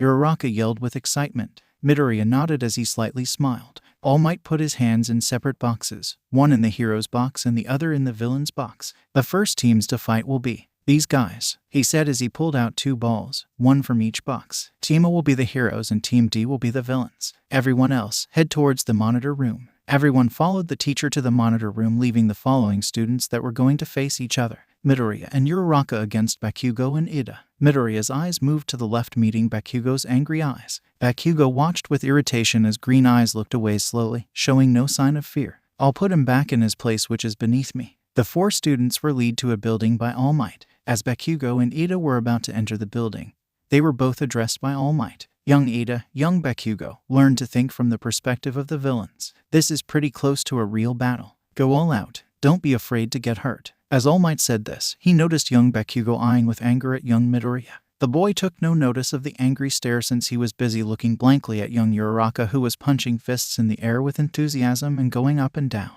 All Might couldn't figure the relationship Midoriya and Bakugo shared, so he added, "If things go too far, I will stop it." All Might looked at the two rivals, one angry whilst the other is unamused. He wondered of what might become of this battle as he returned back to the monitor room. The battle begun as All Might announced that the 5 minutes were up. Midoriya and Uraraka entered through a window on the 3rd floor with the help of Uraraka's zero gravity. "We've infiltrated successfully," Uraraka whispered. "We have to be quiet and careful since there's too many blind spots," Midoriya suggested silently. Uraraka followed her partner quietly and slowly through the corridors of the building. Then the brunette came to a sudden stop as Midoriya's arm came in front her. They stopped next to an opening path on the right side of the corridor. He made a hand signal in which Uraraka understood as she pressed herself against the wall with her partner in front of her and next to the opening.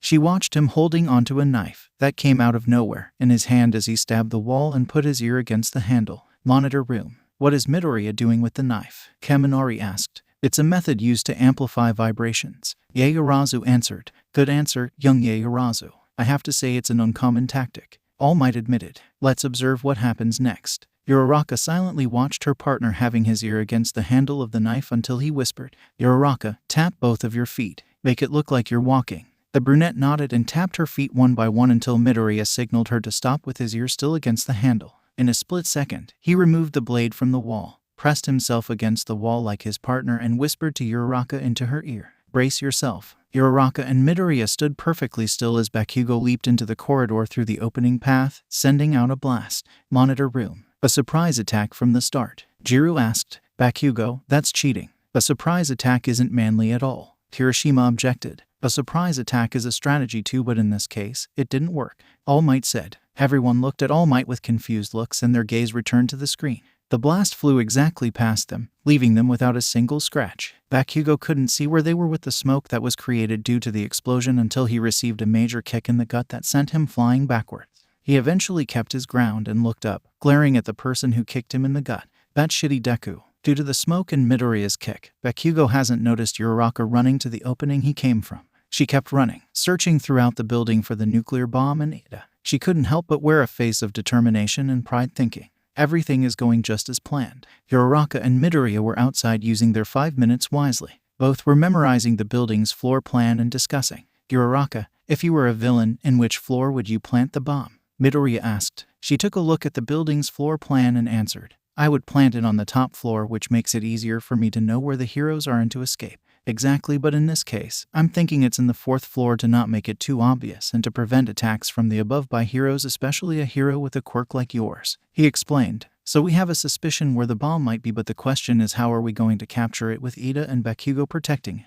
Uraraka asked. "Ida will be the only one protecting since Bakugo is too narrow-minded and prideful. He will go off on his own and come for me," he stated. "Are you sure?" she asked. 100%, he answered. "So you have a plan?" Uraraka asked again. Midoriya nodded and explained, pointing to several places at the floor plan in her hands. "We'll enter through this window on the 3rd floor and wait for him here. You go run off and find the bomb whilst I distract Bakugo and capture him. I'll contact you once I've captured him. Also, when you find the bomb, contact me quietly to prevent Ida from finding you and do what you can to distract him to buy me some time to come and help you." Uraraka nodded and said, "You can count on me, Deku." "That's the spirit," Midoriya commented as he smirked. "I figure you'd come after me first," Midoriya said with his glowing green eyes gazing at his opponent's red angry eyes. Bakugo began running, heading straight towards him with his right arm raised. He unleashed an explosion from his right hand and another from left hand. Both ended up being dodged swiftly by Midoriya as he wall jumped from the left wall to the other and landed behind Bakugo. The angry teen turned and glared at his opponent, who was ready for him in a fighting stance. He released a blast from his left hand, launching himself at Midoriya. Bakugo used his launch to perform a side kick. Bakugo was sure that he hit something, but it wasn't something he expected. Instead of hitting Midoriya, his leg hit the wall. His eyes gazed down, finding out that his opponent ducked and was wrapping his leg with capture tape. Again, Bakugo used his right swing and was about to release another explosion. In an instant, just like his leg, his arm was wrapped around with the same capture tape wrapped around his leg. Midoriya ran to the side and pulled the tape, dodging the explosion, making Bakugo lose balance. Then All Might announced through Bakugo's earpiece, "Young Bakugo, you've been captured. Please exit the building." Red eyes twitched as he heard those words. He stood up calmly with frustration building up. His angry eyes were twitching as he clenched his fists. The angry teen wanted to pounce on Deku but knew that he couldn't since All Might would probably come in and stop him. He kept watching him with irritation as his old childhood friend walked away slowly without giving him a slight glance back. Monitor room. That guy's amazing, Sato exclaimed, clenching his fist with enthusiasm. Look at his dodges, Ashido said excitedly. He defeated the guy who finished first in the entrance exam without using his quirk. Zero stated. That surprise attack Bakugo planned wasn't a surprise after all, Asui admitted. All Might still smiled as he kept looking at his student, Midoriya. He seems pretty good at reacting quickly in a crisis. Meanwhile, Uraraka found Ada in the bomb.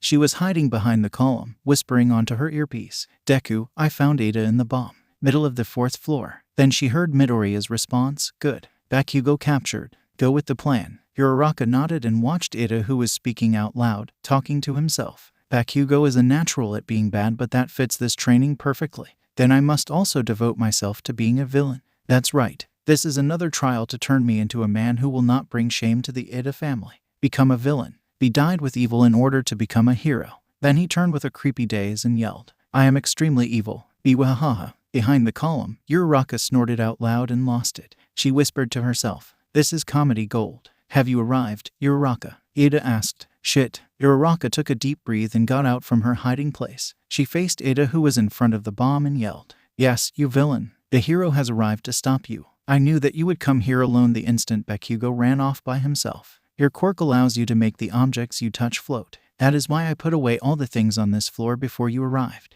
Ada explained as he opened his arms. Apparently he was right. The room was cleaned without a single object in sight. Now you cannot play your little tricks. You have blundered, hero, he yelled as he cackled. For Uraraka, this was a disadvantage except for the fact that Deku will be joining her soon. Need to stall. A plan came into her mind as she grinned. You stupid villain. You forgot to clear that object that is standing right there. She lied as she pointed to an empty corner. Fortunately, Ada fell for it and looked towards where she was pointing. With no time to lose, Uraraka pounced and made herself float into the air with the help of her zero-gravity quirk. She was about to land on the bomb that will claim their victory until the bomb was moved away with light speed away from her. Ada, with the help of his engine quirk, moved the bomb to get it away from Uraraka. He looked back and saw Uraraka falling onto the ground. Ada couldn't help but grin as his plan worked until he hears All Might's voice booming through the speakers. Hero teams win. This made Ada look forward, finding Midoriya, who just entered the room with his hand on the bomb. Ada's face was filled with shock and guilt. I dragged the bomb to him. Laughter echoed throughout the room, which was coming from Uraraka, who was on the ground laughing her ass off with her eyes filled with tears. Ada felt too ashamed and embarrassed as he looked down. He clenched his fists with frustration until he felt a hand on his shoulder. He looked up and turned facing Midoriya, who said, Don't worry, Ada. We're all here to learn from our mistakes, which is why we should consider this exercise as a lesson. This made Ada agree with what Midoriya said and filled himself with determination to learn and grow to become a true hero. They all exited the building, finding Bakugo waiting for them outside, and went back to the monitor room, meeting with the other students and their teacher, All Might. Now it's time to review their results. The MVP for this battle was young Midoriya. Can anyone explain why? Does anyone know? Yaoyorozu raised her hand and answered, Yes, All Might Sensei. Then she began to explain. That is because Midoriya adapted the most to the context of the training. From watching the match, it appears Bakugo acted on his own because of an obviously personal grudge that Midoriya predicted as he lured him and captured him, whilst Uraraka had the chance to take off and search for the bomb. As for Uraraka, her plan of distracting Ada until Midoriya arrives was perfect. The reason she isn't an MVP was that she depended too much on her partner, which can be hazardous if something happened to Midoriya.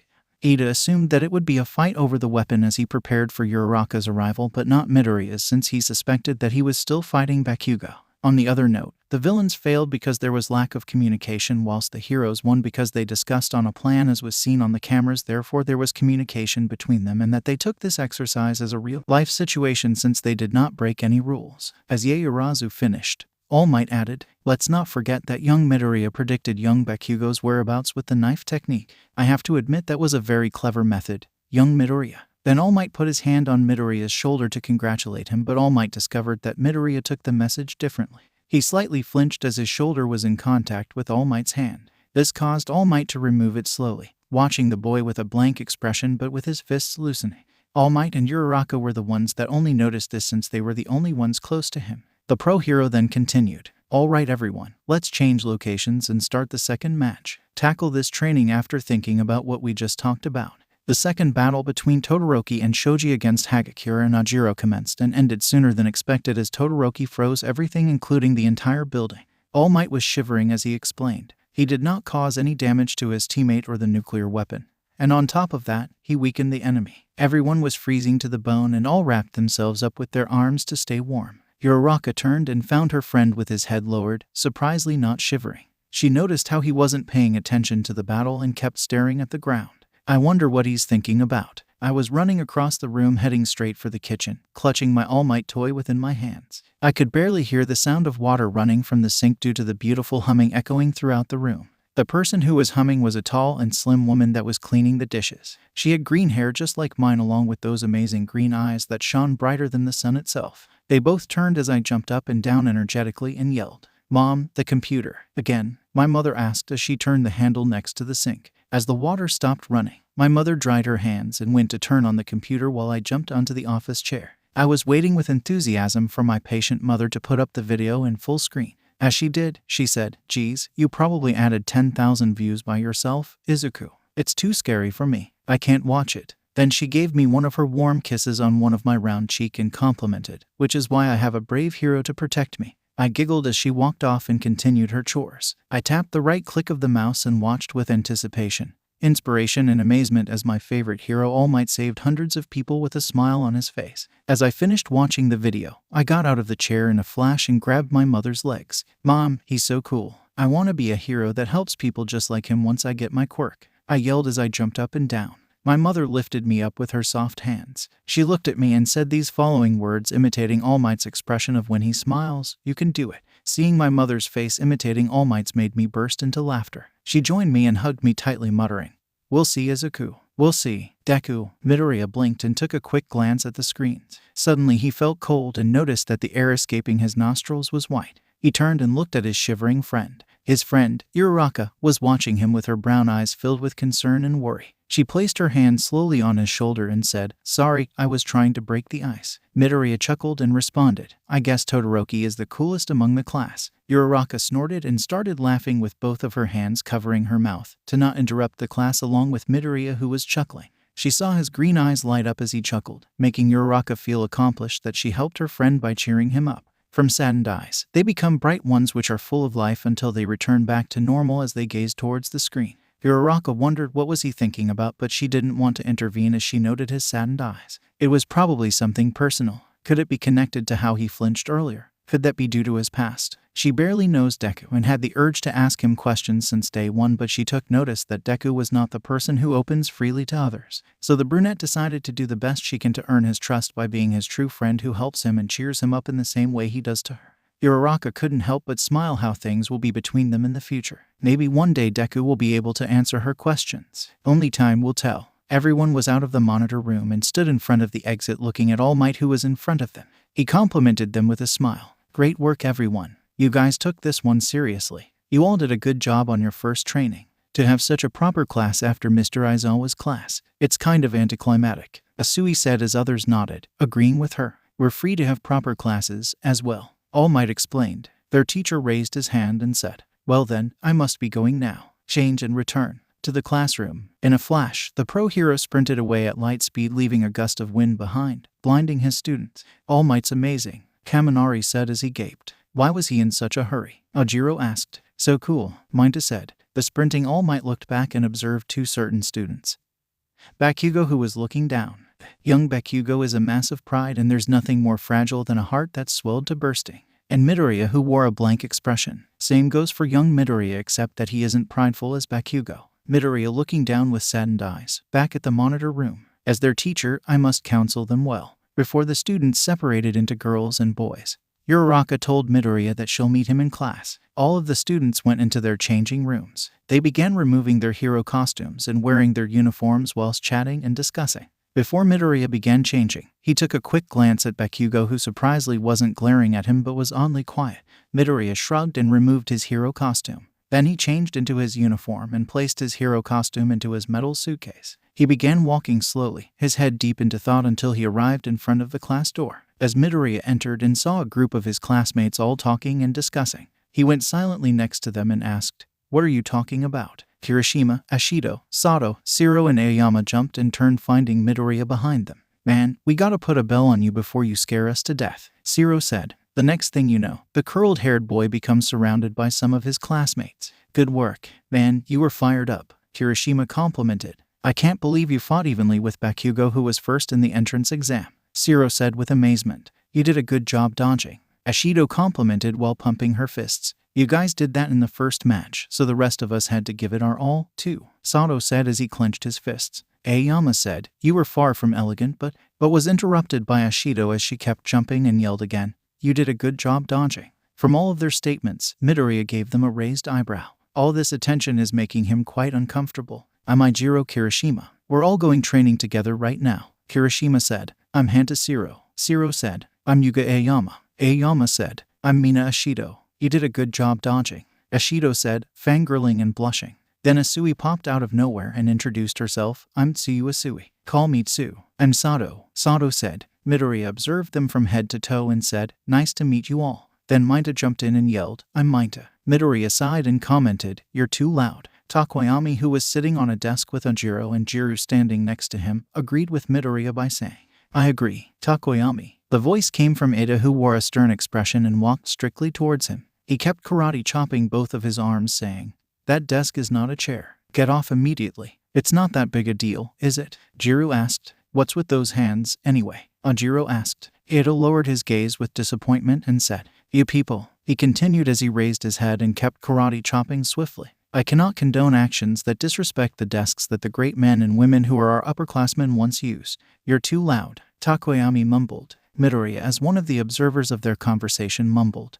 Ida never wavers, does he? Deku, Midoriya turned and saw his friend Uraraka along with Kaminari entering the classroom behind him. Uraraka, glad you made it in time before next class starts, Midoriya said. As he finished his statement, the school bell rang. Everyone got into their seats waiting for their teacher for the lesson. Angry red eyes watched the curly-haired boy ever since he got into the classroom till he sat at his desk. Too much frustration was building up, making him want to burst and explode.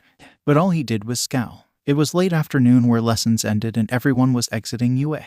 Uraraka promised Midoriya to meet up with him at the train station because she wanted to get to know her two new friends, Ashido and Asui, better. Midoriya didn't mind at all that. In fact, he was glad for some time alone. The messy curly-haired boy was exiting the school alone peacefully until he heard from behind.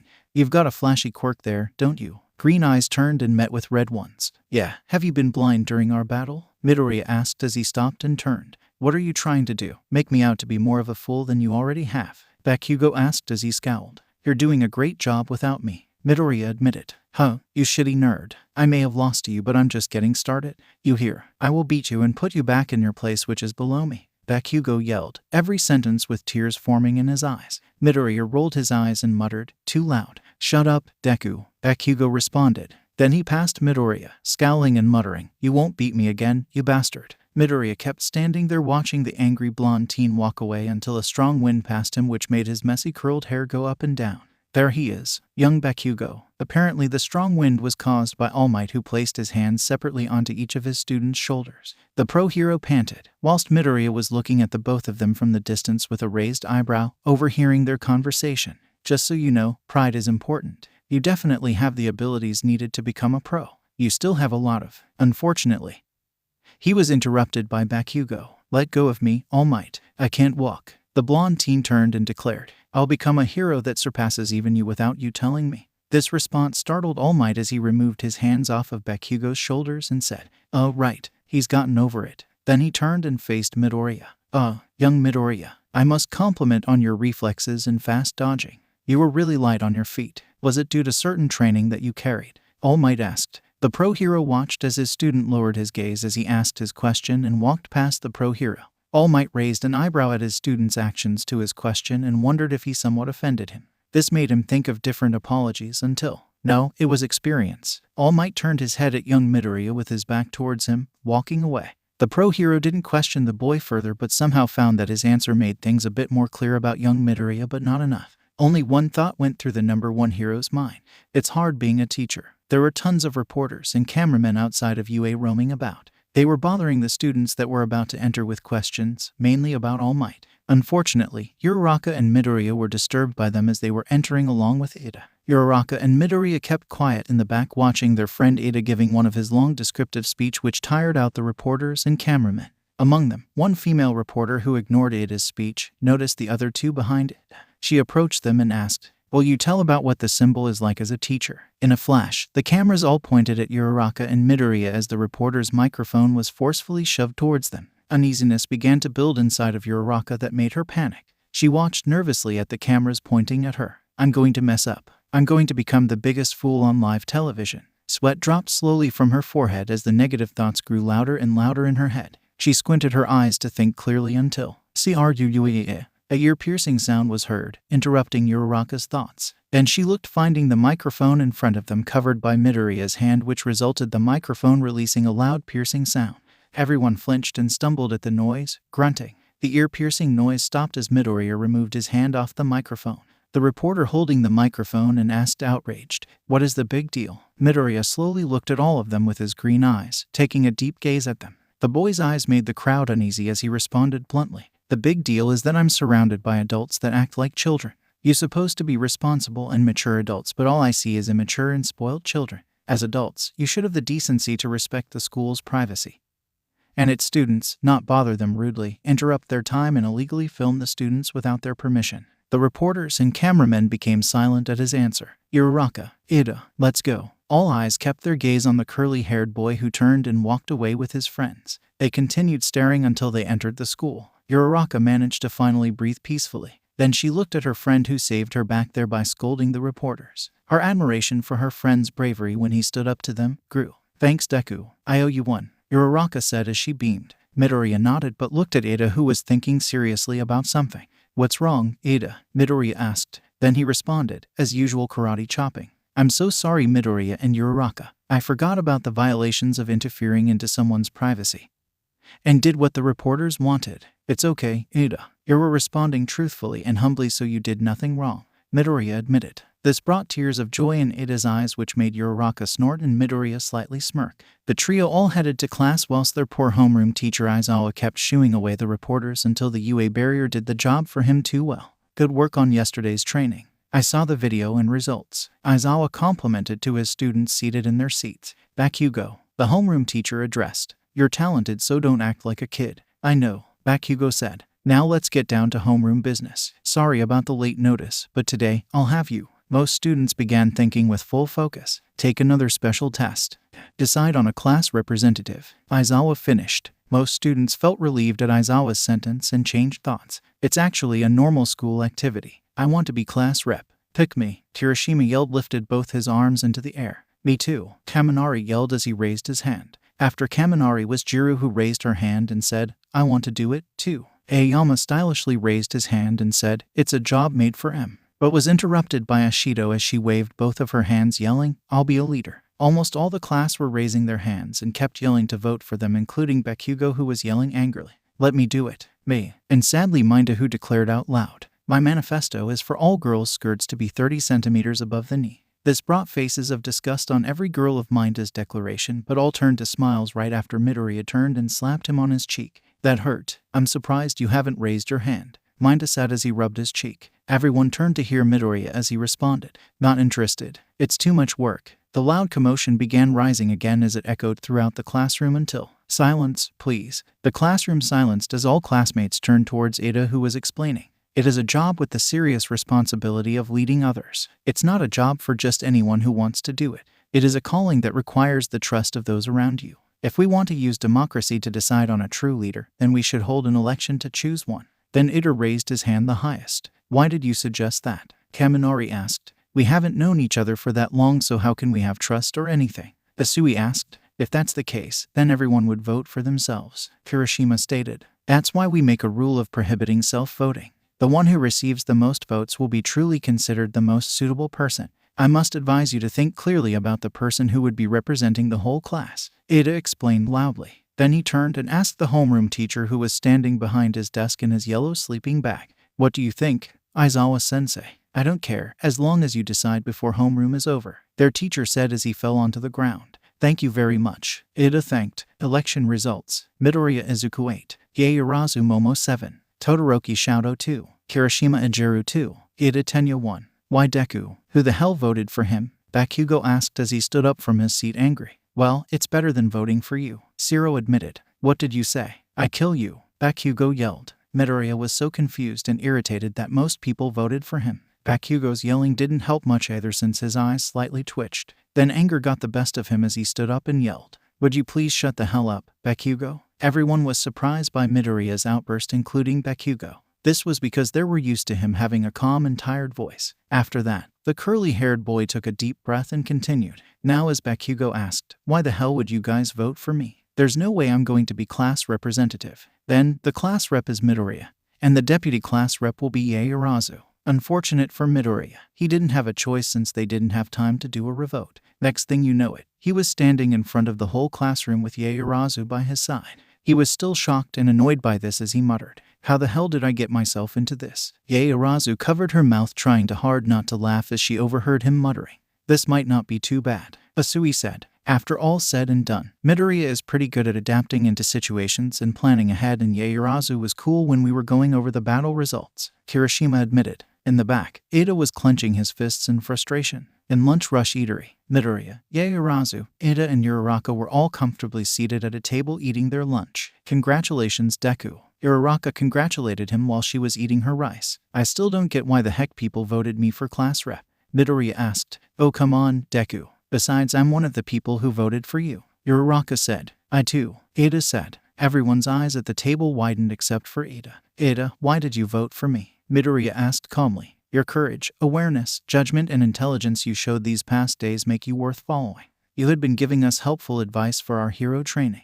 Not to mention in the training battle combat, you had the abilities of leading, strategizing, and remaining calm to think things through. That is why I voted for you, Ida explained. Not to mention you are very helpful since you saved my hide many times, and also you're funny, Uraraka pointed out. Yaoyorozu added. And you are very respectful unlike other people. So all of you guys voted for me even though I clearly stated not to, Midoriya asked. All of his friends nodded. You guys are really good friends, Midoriya said sarcastically. All of them laughed at Midoriya's remark. I merely did what I said. Actions do speak louder than words, Ida said. Merely, Uraraka asked. Oh, that's, Ida stuttered. Uraraka gave him a closer look and said, I've been thinking. A drop of sweat flowed down Ida's forehead. Uraraka asked, clenching both her fists. Are you a rich boy, Ida? There goes my secret. This made Ida opened his mouth in surprise and admitted, I tried to change how I talk because I didn't want to be called that. You blew your cover when I first met you, Midoriya stated. This brought shock to Ida and Uraraka. You knew. Why didn't you tell me? Uraraka asked. I didn't want to step into certain boundaries, plus I thought you knew already, Midoriya admitted. Uraraka mouthed whilst Ida thanked Midoriya for his respect of privacy. Yaoyorozu admitted, You're not alone. I know how it feels to try get along with everybody else to not be called the rich girl. I appreciate your kindness, Yaoyorozu. It gives me great reassurance, Ida thanked. Ida, Yaoyorozu, don't be someone you're not. Be yourselves so we get to know your true selves, Midoriya said. Deku's right. We won't judge. To be honest, I think it's pretty cool, Uraraka complimented. Midoriya added, if someone labels you or make fun of you, karma will get them. Trust me, she's one bad beach. Ida had tears of joy in his eyes while he clenched his heart whilst Yaoyorozu was beaming. Then Ida began to explain. My family has been heroes for generations. I'm the second son. Do you know the turbo hero, Ingenium? Yeah, he has 65 sidekicks working at his Tokyo agency, Midoriya answered. The reason Midoriya knew this was due to the crazy shenanigans he did with his old friend in that agency. One of them, for instance, included their sandwiches of their cafeteria. He hated to admit, but that was one of the greatest sandwiches he ever tasted, making him not regret losing 500 yen because of the bet. There were also other things they did at their agency, but let's not get into the details. Ida stood up and yelled, He is my elder brother. He's telling us straight out, Uraraka said. That's amazing, Yaoyorozu admitted. He is a likable hero who honors the rules and leads people. I set my sights on being a hero because I want to be like my brother, Ida explained as he smiled. That's a great dream, right, Deku? Uraraka asked as she turned to look at him. His friends watched Midoriya opening his mouth, awaiting for his answer to respond until suddenly his eyes began to glow. This surprised everyone, but what was more surprising was how their friend got up, excused himself, and ran out of the eatery. He left his friends dumbfounded until a loud alarm started to ring.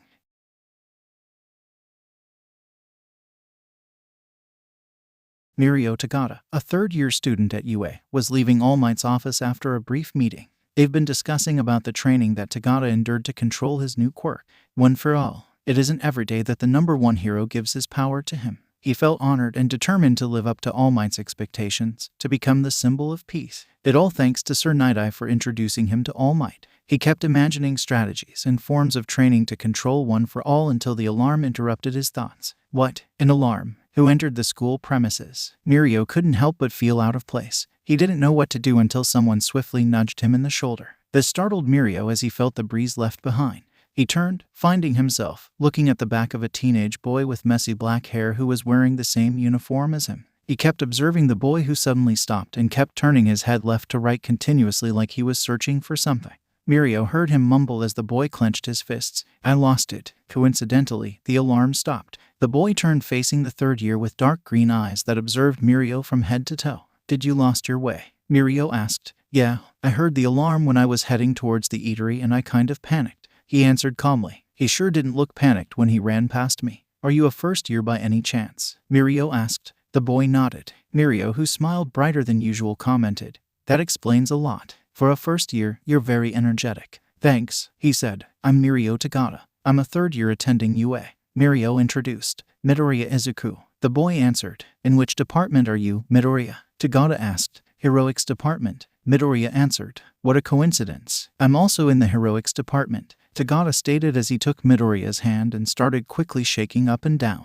Wow, this guy is full of energy and loud. Midoriya took a glance at the clock from a distance and realized that he had 3 minutes left to get to class. Sorry, Tagata. I gotta get going before I end up late to class. He apologized. Don't worry about it. Are you sure you know where you need to go? Tagata asked. Positive, Midoriya answered. Well, it was nice meeting you, Midoriya Izuku. Hope we meet again in the future, Toga said as he waved. The curly-haired boy nodded and walked away, leaving the third-year student filled with curiosity. How did he get from the cafeteria to here? Footsteps are echoed throughout the corridors, coming from Midoriya, who was heading towards class. The curly-haired boy kept staring at the ground as he was walking, thinking of what happened. I was too late. I lost it, which is bad considering it had a strong aura. The troubling thoughts continued until, Deku-kun, you're all right. The messy-haired boy looked up and found himself looking at his 3 friends, Uraraka, Ida and Yaoyorozu. Midoriya nodded and apologized for having a weak bladder, whilst Ida scolded him that it wasn't wise to go to the restroom alone during an alarm. So what happened while I was in the restroom?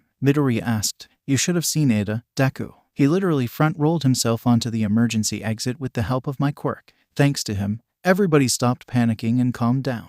Uraraka explained energetically. Now that's a dramatic entrance. Well done, Ida, Midoriya complimented. It's my duty if I'm going to be a hero. I'm sure that you would have done the same thing, Midoriya, Ida said. Yeah, but not like that, Midoriya protested. Anyway, did you guys know what was the cause of this alarm? Apparently, it was the same group of reporters that were front of the UA barrier since morning. Yaoyorozu answered. We'd better head to class before we're late. The 4 students were walking along the corridors, getting into a conversation whilst Midoriya kept staring at a distance silently. He couldn't help but think how the reporters got through the barrier. Due to the strong aura he sensed, he concluded that the reporters weren't the real problem. They were probably the distraction for something else, but for what? Could it be the work of the spirit he sensed earlier? The only thing he was certain of that he can't be the class rep anymore if he's going to be look for answers. And he has just the perfect person to replace him. Let's start, class rep, Yaoyorozu said. Before we decide on the other class officers, I'd like to say something. I nominate Tenya Ida to be the class rep in my place, Midoriya announced. The shocked Ida stood up and asked, why? Well, back there, you were able to get everyone's attention in such a cool way, so I thought it would be best if you do it since you're more qualified and motivated to do this. The curly-haired explained. I'm good with that, Kaminari agreed. Midoriya's saying it for everyone. It's true that Ida was a big help at the cafeteria today, Kirishima confirmed. Yeah, and he kind of looked like the person on the emergency exit signs, didn't he? Kaminari asked. As they were conversing, Ida looked at Midoriya, who nodded, indicating that he meant every word he said. Enough chatting already. Let's get this over with so we can move on, Midoriya declared. Ida, do you accept yada yada? Ida blinked and announced. If the class rep nominated me, then it cannot be helped. From this day forth, I, Tenya Ida, promise to do my best to carry out the duties of class representative. We're counting on you, emergency exit, Kirishima exclaimed energetically. Most of the students kept motivating Ida with do your best whilst Yaoyorozu mumbled. What about me? Midoriya chuckled at her statement and reassured, good luck. Ada would definitely need your cooperation on this. This made Yaoyorozu motivated as she gave him a smile. Little did the students know that their home classroom teacher, Aizawa, was standing outside his classroom overhearing the whole situation. I have pretty loud students. Aizawa sighed. It's going to be a long day. He entered the classroom, resuming the class on choosing their class officers. As they were doing this, the pro hero took several glances at his student, Midoriya, who was sitting next to the window. Aizawa watched the boy, who clearly did not move an inch, with his green eyes gazing away. The pro hero figured if it was either the boy had a lot on his mind or that he finds the wall pretty interesting. He still needed to talk to him after class due to what Mirio told him that he met one of his students next to the head office during the alarm. This made Aizawa puzzled, as he figured, why would Midoriya head to the here office where we keep our students' data, our schedules, and timetables? This incident of the reporters may be deeper than he thought. Obviously, using a distraction to retrieve information. He gave Midoriya a benefit of the doubt that he wasn't part of this, that he was not a traitor since the boy's actions up until now were noble. Aizawa still needed to interrogate him so that he can confirm his suspicions, so he waited for the rest of the day to end. Midoriya was packing up his stuff and was about to leave the classroom with everybody else until Aizawa called out, "Midoriya, I'd like a word with you." Midoriya stopped in his tracks and turned with a raised eyebrow. Aizawa watched as Uraraka informed him that she'll be waiting for him, to which Midoriya nodded and gave her a small smile. As everybody left the room, all was quiet and all was silenced. Never thought this class would be this quiet, Midoriya stated. Okay, Midoriya, let's cut to the chase. Mirio told me that you were near the head office during the alarm, so explain clearly what you were doing there and the reason, Aizawa said bluntly. Midoriya was about to lie, but he stopped himself. He thought that there was no reason to, since Aizawa knew almost everything about his secret, so there was no point in hiding. Midoriya could tell that Aizawa trusted him since he didn't arrest him for suspicions of being a traitor, so he explained. I sensed something right before the alarm rang. It led me near the head office but mysteriously disappeared when I caught up. From the looks of it, the spirit's objective was something else. That would be the data in the head office, which is the most secure office in the building. No doubt the spirit's intention was to retrieve information secretly without raising any alarms and without anybody seeing it. Aizawa continued. I'm guessing that UA will be taking more safety protocols. Midoriya noted. The pro hero nodded and added, I'll inform Nezu about this. Is there anything else you'd like to inform me? Nope, the curly boy answered. Midoriya lied about that since he had suspicions of something major behind this incident, but he did not have all the details and evidence. He thought at first to tell Aizawa, but he couldn't for many reasons. One of them was to keep him safe. Aizawa's tired eyes did not move an inch off his student. The pro hero couldn't help but admit that he knew nothing of Midoriya. The only things he knew that the boy was too mature for his age and lived alone for the most of his life. This proves the theory that Aizawa had, that Midoriya, who thought that he alone should carry the weight, was too independent. It would be difficult for the pro hero to let Midoriya open up on certain situations, including today's incident.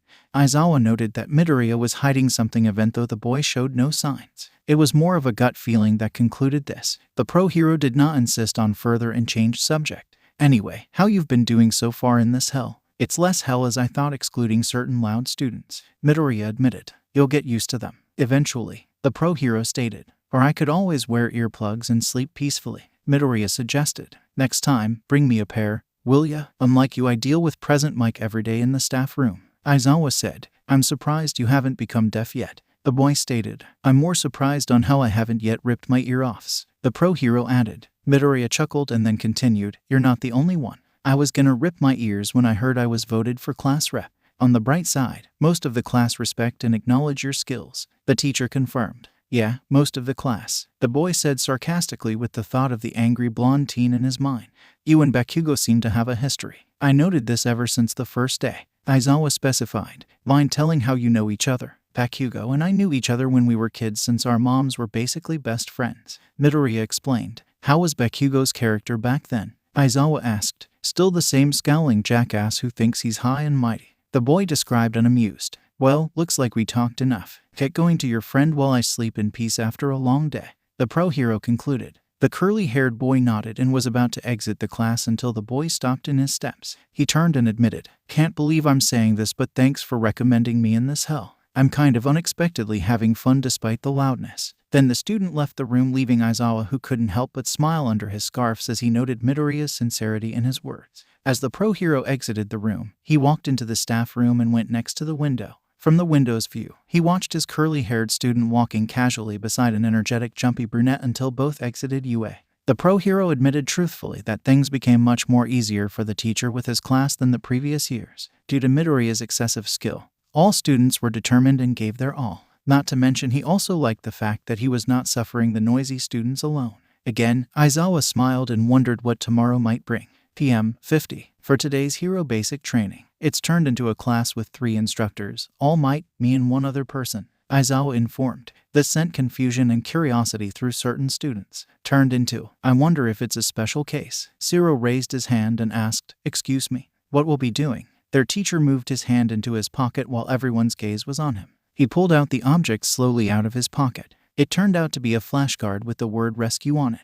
Disasters, shipwrecks, and everything between. It's rescue training, the teacher answered. Some students got very excited and enthusiastic about this. Rescue. Looks like it'll be a lot of work this time, too, Kaminari commented. Right, Mina cheered. Idiot, this a duty of a hero, Kirishima stated. My arms are ready to rumble. No one can beat me in water, ribbit, Asui declared. Hey, I'm not done. Aizawa grumbled that made certain students' sweat drop. The pro hero continued with the explanation. You can decide if you want to wear your costume or not this time because there are probably costumes that limit your abilities too. The training will take place off campus, so we're taking a bus. That is all. Start getting ready. Then the teacher left the room, leaving the students who were getting ready. Midoriya was standing outside waiting for the others. Rescue training. Memories of that day began clouding his mind as his hands slightly trembled. He kept thinking and regretting at the same time as those memories were viewed one by one in his mind up until, Hey Deku, are you excited? Uraraka asked energetically. Yeah, because there's nothing more fun than earthquakes, hurricanes, and other natural disasters, Midoriya commented sarcastically. The brunette snorted at her friend's response. The curled boy couldn't help but admit that his new friend's presence was comforting and takes the boy's mind off of certain things. All of a sudden, a loud whistle echoed throughout the air. This made all the students waiting turn their heads towards the source, which was their new class rep. Class 1A, gather round. Form 2 lines by your student members in order to make boarding the bus go smoothly, Ada ordered. Both Midoriya and Uraraka sweat dropped. Ada's going at full throttle, the brunette commented. If he wasn't, I would think he went mad or got possessed, Midoriya remarked. That's our Ada, Uraraka said approvingly. Through her brown eyes, she observed her curled-haired friend with a slight grin on his face. This ought to be good. What's up? She asked sneakily. To summarize, Ada's effort right now would become pointless once we enter the bus, Midoriya answered smugly. This made the brunette raise an eyebrow. Later, she found out what her friend meant as she was seated on the bus that totally had a different plan than what Ada prepared them for. She saw Ada from her seat with his head lowered with embarrassment and shame. The brunette couldn't help but laugh when Midoriya winked at her with a smirk on his face. There was no point, Asui stated. Sorry, I say whatever comes to mind. This made Uraraka laugh even more whilst Midoriya snorted. Midoriya, Asui called. The curly-haired turned his head to face the girl and asked, Yes, Asui. Call me Tsu, the girl suggested. Your quirk reminds me of All Might's. Everybody turned their heads at Asui's statement, especially Todoroki and Bakugo, whilst Midoriya raised an eyebrow and asked, What? I said your quirk reminds me of All Might's. The girl repeated, I'm gonna be honest with you, Tsu. I don't actually see the similarities between All Might's and Midoriya's quirk, Kirishima admitted truthfully. I don't blame ya. My quirk is an emitter type whilst All Might's quirk is an augmenting type. My quirk and All Might's are totally different stories, Midoriya explained. You got that right, Aizawa thought as he overheard their conversation. Yeah, but still your quirk is really cool as All Might's. Man, it's nice to have a quirk like that or a simple augmenting type of quirk. You can do a lot of flashy stuff, Kirishima complimented. Flashy stuff is beneath my list, Midoriya thought. My hardening's strong against others, but unfortunately, it doesn't look like much, the red-haired boy added as he hardened his arm. Hate to break to you, but you have a quirk that will definitely pass as a pro since it's the best defense and offense at close range. Problem is you are at a disadvantage at long-range attacks, Midoriya shared. Well, thanks for the advice. I'll work on it from now on, Kirishima thanked. You're pretty good at deducting things, Midoriya, Asui commented. The curly-haired boy shrugged in response. You also have to think about popularity as a hero, too, you know, Mina added. My naval laser is top level in both flashiness and strength, Aoyama declared. But it's not great that it gives you a stomachache, the pink girl stated. Well, if you're talking about flashy and strong quirks that will sure gain popularity, it's gotta be Todoroki, Bakugo, or Midoriya, though, Kirishima voiced. Bakugo always mad, so he doesn't seem like he'll be popular though, Asui commented. A red cross formed on Bakugo's forehead as he rose from his seat and bellowed. What the hell? You wanna fight? See, Asui said as she pointed. We haven't known each other that long, so it's amazing that everyone already knows his personality is crap steeped in sewage. Kaminari pointed out. What's with that vocabulary, bastard? I'll kill you, the angry blonde yelled. Then the angry blondie's red eyes noted the rolling of Deku's green eyes, which increased his irritation. No surprise, his anger. Oi Deku, stop thinking you're all that. We both know that my quirk will gain more popularity than yours. Bakugo declares. If you want popularity, take it by all means. I don't have any interests on becoming popular. I'd rather spend my time saving people than looking in front of a camera. Midoriya answered. The curled-haired boy's statement silenced everyone in the bus. So manly, Kirishima whispered as he clutched his fists. Certain students were struck by Midoriya's words, especially Ada and Uraraka. The brunette couldn't help but admire her friend even more because of his selflessness. The same goes for Ada, who figured that he has so much to learn to become a hero. Then the bus stopped. Stop messing around. We're here, their teacher ordered. The teacher eyed the curly-haired boy with pride. That kid is more of a hero than heroes today. Hope his statements gets through everyone's thick heads. Aizawa grinned under the scarf as he exited the bus. Once all of the students exited the bus, they found themselves facing another teacher. The teacher's costume consisted of a white space suit design using what appears to be a puffy jacket instead of an actual astronaut suit, a black helmet with white eyes, and a pair of yellow boots. Everyone, I have been waiting for you, the teacher in front of them said. Gasps and squeals were heard as the students recognized the teacher in front of them.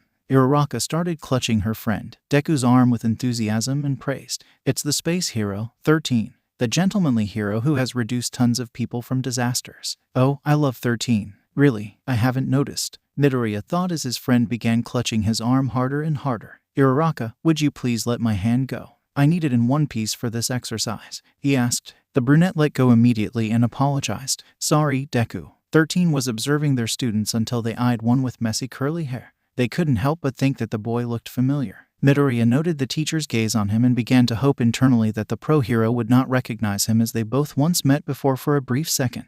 Let's go inside without delay, 13 suggested as they motioned the students to follow them. Looking forward to working with you. They entered the dome and gaped at the sight. Wow, it looks like Universal Studios Japan, Kaminari commented. A shipwreck, a landslide, a fire, a windstorm, etc., etc. It is a training ground that I made with different types of accidents and disasters. It's called the Unforeseen Simulation Joint, or U.S.J for short. Everybody had their face blank at this except for Midoriya, who gave off a little snort as he commented. The originality astounds me. Aizawa again grinned, but he noticed someone was missing, so he asked, 13, where's All Might? He's supposed to meet us here. The two pro-heroes kept on discussing whilst everybody was busy looking around their surroundings except Midoriya, who was staring at the two teachers with suspicion. I wonder what they're talking. Something about All Might, I presume. Did something happen? With his observant green eyes, he saw 13 putting up 3 fingers up. It can't be helped. Shall we begin? Aizawa asked. Let's see. Before we begin, let me say one thing ... or 2, or 3 ... or 4 ... 5 ... 6 ... 7 ...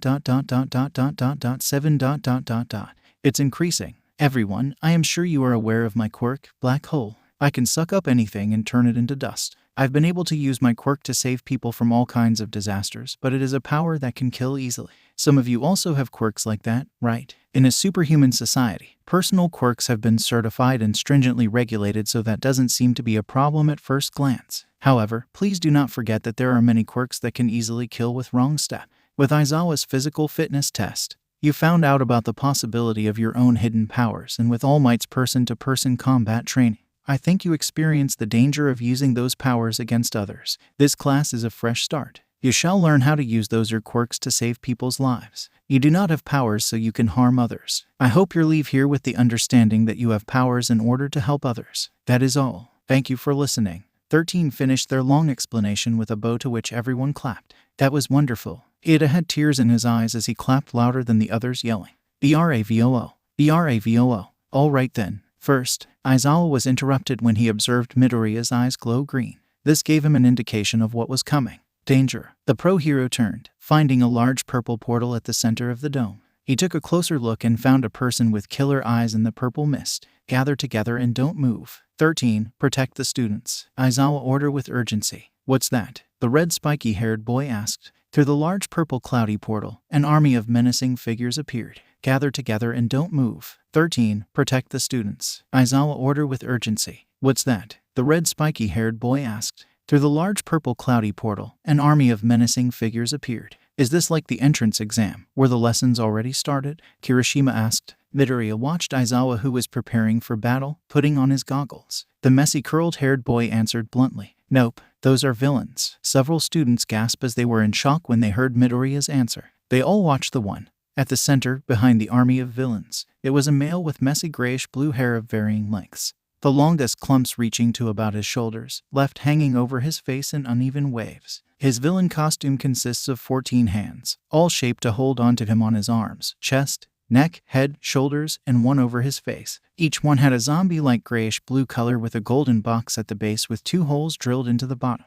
The hand on the top of his head is connected to the ones on either shoulder with a thick red cord. For the rest of the outfit, he wore black clothes and red shoes. Aizawa stated, "The trespassing the other day was the work of these scumbugs after all? Huh. What? Villains? No way," Kirishima protested. "There's no way they could get into a hero school." "Sensei, what about the trespasser sensors?" Yaoyorozu asked. "We have them, of course, but..." 13 responded. "Did they only appear here or around the whole school?" "Either way, if the sensors are not responding, that means they have someone with a quirk that can do that," Todoroki voiced out. "An isolated area separated from the main campus during a time when a class is supposed to be here. They might be fools, but they're not dumb." This surprise attack was carefully planned with some sort of goal in mind. Their class teacher ordered out, 13, "Start the evacuation. Try calling the school." These villains even had something to counteract the sensors. It's possible someone with radio wave type powers is interfering. "Kaminari, you try contacting the school with your quirk, too." "Yes, sir," Kaminari answered. "I'm leaving it to you." 13. Aizawa said as he was about to take off. He took a quick glance at the messy curled boy who was gazing sharply at the big bird freak. Then Eraserhead added, "Midoriya." The boy's glowing green eyes met with his red ones. "Help 13 to protect the students." His student nodded, understanding for what the teacher is about to do, and advised, "Whatever you do, stay clear of that freaky bird over there. There's something off about him." Aizawa understood the hidden message clearly and took off to stall the villains before help comes. The pro-hero began to fight and beat the villains left and right with the help of his quirk and scarves, with Midoriya in the distance watching with interest. 13 directed the students to evacuate, heading towards the exit, until a purple mist blocked their path. Surprisingly, the mist, as it was taking form, started talking. "Nice to meet you. We are the League of Villains. It may be presumptuous of us, but we have invited ourselves into the home of the heroes, UA High School, in order to have All Might, the symbol of peace, take his last breath. I believe All Might should have been here. Has there been some kind of change?" "Well, that is neither here or there. This is the part I am to play." 13 was about to prepare their quirk but was interrupted as Kirishima and Bakugo launched themselves at the purple misty villain. The angry blonde released an explosion, hence creating a lot of smoke as a result. "Did you consider that you'd get beaten by us before you did it?" Kirishima asked. Once the smoke cleared, some of the students, including Bakugo and Kirishima, were shocked. The villain was revealed to be unharmed by the explosion and spoke. "That was too close." "That's right. Even if you are students, you are excellent golden eggs." Midoriya took notice of some students' shivers and trembles. He couldn't help but feel sorry for them to experience this so soon, even though the messy curly-haired boy faced much worse than this. Thanks to Kirishima and Bakugo, the messy curled-hair boy noted the villain's weakness as he saw some of the exposed metal armor. "My job is to scatter you all and torture you to deaths," the misty villain declared. "Move away, you two," 13 warned as they were about to use their quirk. "Black hole on the enemy before he does something to his students." To the pro-hero's surprise, a hand from their student Midoriya was placed in front of them as a gesture to halt. "The last thing you need to do is to use your quirk in front of this guy. As far as I observed, his quirk involves warps, hence he could easily warp your black hole and use it against you. That's why he was the one chosen to counter you specifically." As Todoroki stated, "They might be jackasses, but they're not dumb." 13 took in Midoriya's advice, so they stopped. They eyed the boy who gave him the helpful deduction out of the stressful situation. He was perfectly calm and apparently determined. The pro-hero couldn't help but feel impressed by the students' intelligence and behavior. In a flash, they were completely surrounded by pure mist. Taking this as a bad sign, Midoriya ordered, "Ida, use your quirk to get some of the students out of here." Ida followed that order without objection and managed to get Zero, Sadu, Shoji, Mina, and Uraraka, who was pushed into Ida. At first, the brunette's plan was to stay close to her friend Deku, but the plan immediately failed when her friend pushed her towards Ida. "Use your quirks to help 13, Midoriya yelled just before he disappeared along with other students. Right now it was Ida, Uraraka, Mina, Zero, Shoji, and 13 up against the misty villain. Through the purple warp, the messy curly-haired boy found himself falling into the water. "Water must be in the shipwreck zone. That guy stated that they were gonna torture us, so I'm guessing I'm going to have company." "Great. Just effing great." And I thought going to school got me out of trouble. Thanks to his sharp glowing eyes, he spotted a shark-like villain approaching him. The villain prepared himself with his jaws wide open to devour the teen until both of Midoriya's boots became black, emitting green energy. Nane, the teen kicked both his legs above the center of the villain's mouth. The villain shocked as a powerful gust of wind entered his mouth and sent him swimming backwards. The force Midoriya made sent the teen move back at a high velocity, thus creating distance between him and the villain. As Midoriya was moving back, he felt himself being tied up. This made him on high alert and was about to counterattack until he heard a familiar voice. "Midoriya-chan," Asui greeted. Asui pulled both Midoriya and Minta out of the water and placed them gently onto the boat. "Thanks, Sui," Midoriya thanked as Asui was frog climbing up the boat. As the frog girl climbed onto the boat, she commented, "This has turned into a bad situation, though. These were the guys that set up the commotion yesterday to get UAS schedule. They were waiting to pounce just as Todoroki said." Midoriya summarized, "It's not like they can kill All Might. Once All Might comes, he'll pound those guys." Minta stated, "I'm not sure that he'll pound them easily. The fact that they planned this out carefully and are trying so hard concludes that they have a way to kill him." Midoriya concluded, "That freaky bird creature that was beside the hand guy must be their secret weapon. Knowing that thing is not ordinary, All Might not get out in one piece." Then Minta noticed something at the distance and blurted out, "Midoriya, what the heck is that?" "Ribbit." Asui turned at the shaking Minta's comment and saw the villains approaching in the water. "There's ton of them," the purple student squealed. Midoriya advised, "Minta, Asui, our best chance here is to fight our way out of this." Minta immediately objected with tears in his eyes. "What do you mean, fight? Are you stupid? These guys might kill All Might, right? You're contradicting yourself, Midoriya. The best plan would be to sit tight and wait for the UA heroes to come save us, of course." His classmate responded, "Minta, time is not on our side. It would take too long for the UA heroes to come. Besides, this is what being a hero is all about." Then the messy curly-haired boy placed a hand on the shorter boy's shoulder and admitted, "As we do this, I'll protect both of you with my life. I never abandon my comrades." Minta managed to stop crying as he heard Midoriya's statement and slightly calmed down. "Those guys down there are clearly assuming we'll fight in the water, right? Therefore, they must have known what was in these facilities before they gathered people. For people who gather that much intel so meticulously, they forgot something." Midoriya explained. "For example, they brought you here, Sue, to the shipwreck zone, which is her suitable battle zone for her quirk.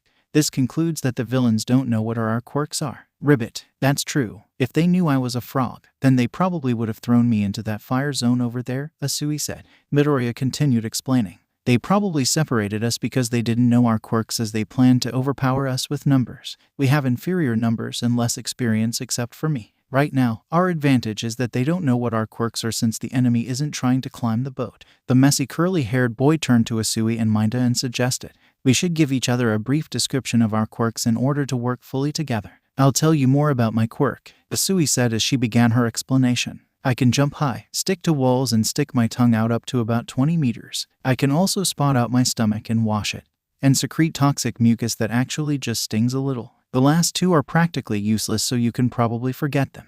Then it was Midoriya's turn. "My quirk involves emitting energy. I transfer energy that my body creates into my arms and legs, which enhances powerful kicks and punches. I can also go very fast, create weapons and transparent energy shields." "Your quirk is really one of a kind, Midoriya-chan," Asui commented. "So I've been told," the boy responded. Then both teens' heads turned to the purple student as he began to explain. "My quirk let these purple balls stick super tight. Depending on how I'm feeling, they can even stick for a whole day. They grow back after I pull them off, but if I pull off too many, I'll start bleeding. They don't stick to me. They just bounce off." Midoriya kept a straight face at his explanation, which made Minta nervously declare, "That's why I said we should just wait quietly. My quirk is totally unfit for battle." Midoriya stated truthfully, "Sorry for my reaction, Minta, but I was just thinking how your quirk is a major help to the plan." "Nane?" Minta asked. The curly-haired teen nodded and stated, "Your quirk hits the jackpot of making the water a disadvantage for the villains." All of a sudden, a large hand of water smashed the ship into two, making it slowly sink into the water. "I'm getting impatient. Let's end this quickly," a villain declared. "Talk about a handful," Midoriya commented. "What power ... the ship's broken," Asui stated. As the trio stumbled, Midoriya thought, "They're luring us into the water. Time to go with the plan.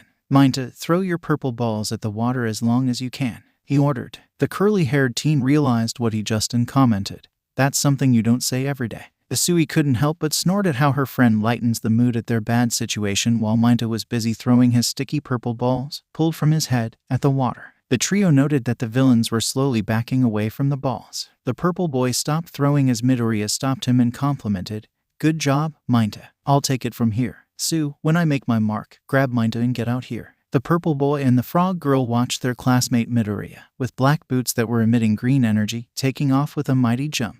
The villains prepared themselves to fight the flying teen heading towards them in the water. Unfortunate for the villains, that didn't go as planned since the teen never reached the water. Minta and Sui jumped off the boat, watching with awe as Midoriya yelled, "Energy air kick." Midoriya's kick sent a powerful burst of air at the center of the water between the villains. This created a typhoon pulling in all villains. Thanks to Minta's sticky balls sticking to them due to the current, the villains were being weighed down towards the center. A large wave of water with full force jolted upwards, revealing the villains being stuck together, unable to move. Asui and Minta, that landed at a safe distance, watched their classmate land beside them. Both of them thought simultaneously, "He's almahazyaing." The trio continued walking forward, ignoring the curses of the stuck-together villains, drifting off the water. Minta snickers at the sight as he stated, "I had a bowel movement this morning, so those things will stick all day." Midoriya smirked at this and stated, "They're stuck like glue, or in this case, purple balls." His two fellow classmates laughed at Midoriya's comment. "Anyway, we should make getting help our top priority. It would be best to follow shore and avoid the central place as you two head towards the exit," the curly-haired teen suggested. "That's true. Aizawa-sensei has drawn a large number of villains to the plaza." "Wait, you said you too?" Asui commented. Midoriya nodded and stated, "Aizawa is going to need the backup he needs. He overexerted himself jumping into that crowd of villains to protect us." "Wait, Midoriya, don't tell me you." Minta realized. Baka. Asui, Minta, go and get help. I'll be with Aizawa giving you time," Midoriya ordered. At first Asui and Minta were about to protest, but then they realized that their classmate was right. The difference between them and the experienced curly-haired boy was clearly proven back at the shipwreck zone. They both nodded and headed off. One last glance was directed at their classmate, with two hopeful and worried eyes expressing the message, "Good luck." Aizawa was clearing up the last of the villains until the blue-haired villain with the hands began to swiftly approach him. The pro-hero, as he prepared his scarves, asked with a tone of surprise, "The last boss?" He sent out one scarf at the villain. The villain who was approaching grabbed it as Aizawa was also confronting him. At that moment the villain grabbed the cloth. The pro-hero pulled it. This made the villain move towards Eraserhead and was about to receive an elbow punch. The hand guy grabbed his elbow as if he predicted it. "Damn," Aizawa cursed. "It's hard to see because you keep moving around, but there's an instant when your hair falls. That's when you've finished an action," the villain explained. The pro-hero's eyes widened as he felt pain in his elbow. As his elbow began to suddenly decay, the villain advised, "And the space in between has gotten shorter and shorter. Don't push yourself, Eraserhead." Aizawa gave the villain a punch that sent him flying and created distance as he pushed himself off. "My elbow is crumbling." Then the pro-hero found himself surrounded again. He couldn't help but admit that he has reached his limit since he was panting. That Quirk isn't suited for fighting long fights against a large group, is it? Isn't this too different from your usual job? What you're good at is a short fight after a surprise attack, right? Even so, you jumped right in to fight us from the front. Was that to put your students at ease?" The hand villain taunted as he slowly stood up. The pro-hero dodged and counterattacked the villains in sight with one arm. "You're so cool. You're so cool," the hand villain repeated. "By the way, hero." Eraserhead felt a presence behind him and turned his head, facing the bird-freaky monster. The thing his student, Midoriya, warned him about. "I'm not the last boss." Blood was splattered onto the ground. Both of his arms were completely broken. His mouth tasted dirt and his own blood as his face was smashed against it. He could barely move thanks to the weight of the monster. His eyes no longer worked as he kept seeing black. The last thing he heard was, "Eraserhead, meet the anti-symbol of peace, the bioengineered Nomu." The hand villain was watching the helpless pro-hero who was bleeding to death with an evil grin. Not until he heard a gust of wind. The hand villain turned his head and found himself facing a messy black curly-haired teen who was about to punch him. The person who received the punch was the Nomu, since he quickly jumped in front of the hand villain. The hand villain evilly chuckled at this pitiful sight and commented, "You seriously thought you can stop me and Nomu with that pathetic punch?" The teen's glowing green eyes shone brighter as he stated, "Who said that my first plan was to stop you?" Before the head villain could react at that statement, the messy curled teen appeared next to Eraserhead. The villain ordered the Nomu to stop him, but the monster couldn't reach Midoriya in time even with his all-might speed, since the teen again disappeared and reappeared at a distance away from them. "I see. He purposely attacked us to get Nomu away from Eraserhead, plus distracting me as well. The fact Nomu couldn't reach that brat in time concludes that guy is faster than All Might and Nomu." The blue-haired teen watched with interest at the teen who gently placed the severely injured hero onto the ground. Then his glowing green eyes met with red ones covered by a hand. Both opponents were facing each other, preparing for their next move. All of a sudden, the purple misty villain appeared next to the hand villain, Tamura Shigaraki. The misty villain called, "Shirajiri, did you kill 13? Shigaraki asked. "Unfortunately, no, thanks to that boy facing us. He immediately analyzed my motives and advised 13 to not use his quirk. Also due to his interference, I wasn't unable to disperse all the students, which leads to the fact that one got away," Shirajiri reported. "Wait, one of them got away. Must be Ida." Midoriya couldn't help but smile on the inside, cheering for the class rep. "Huh?" Shigaraki asked as he first looked at Kurogiri and then turned his head to look at Midoriya.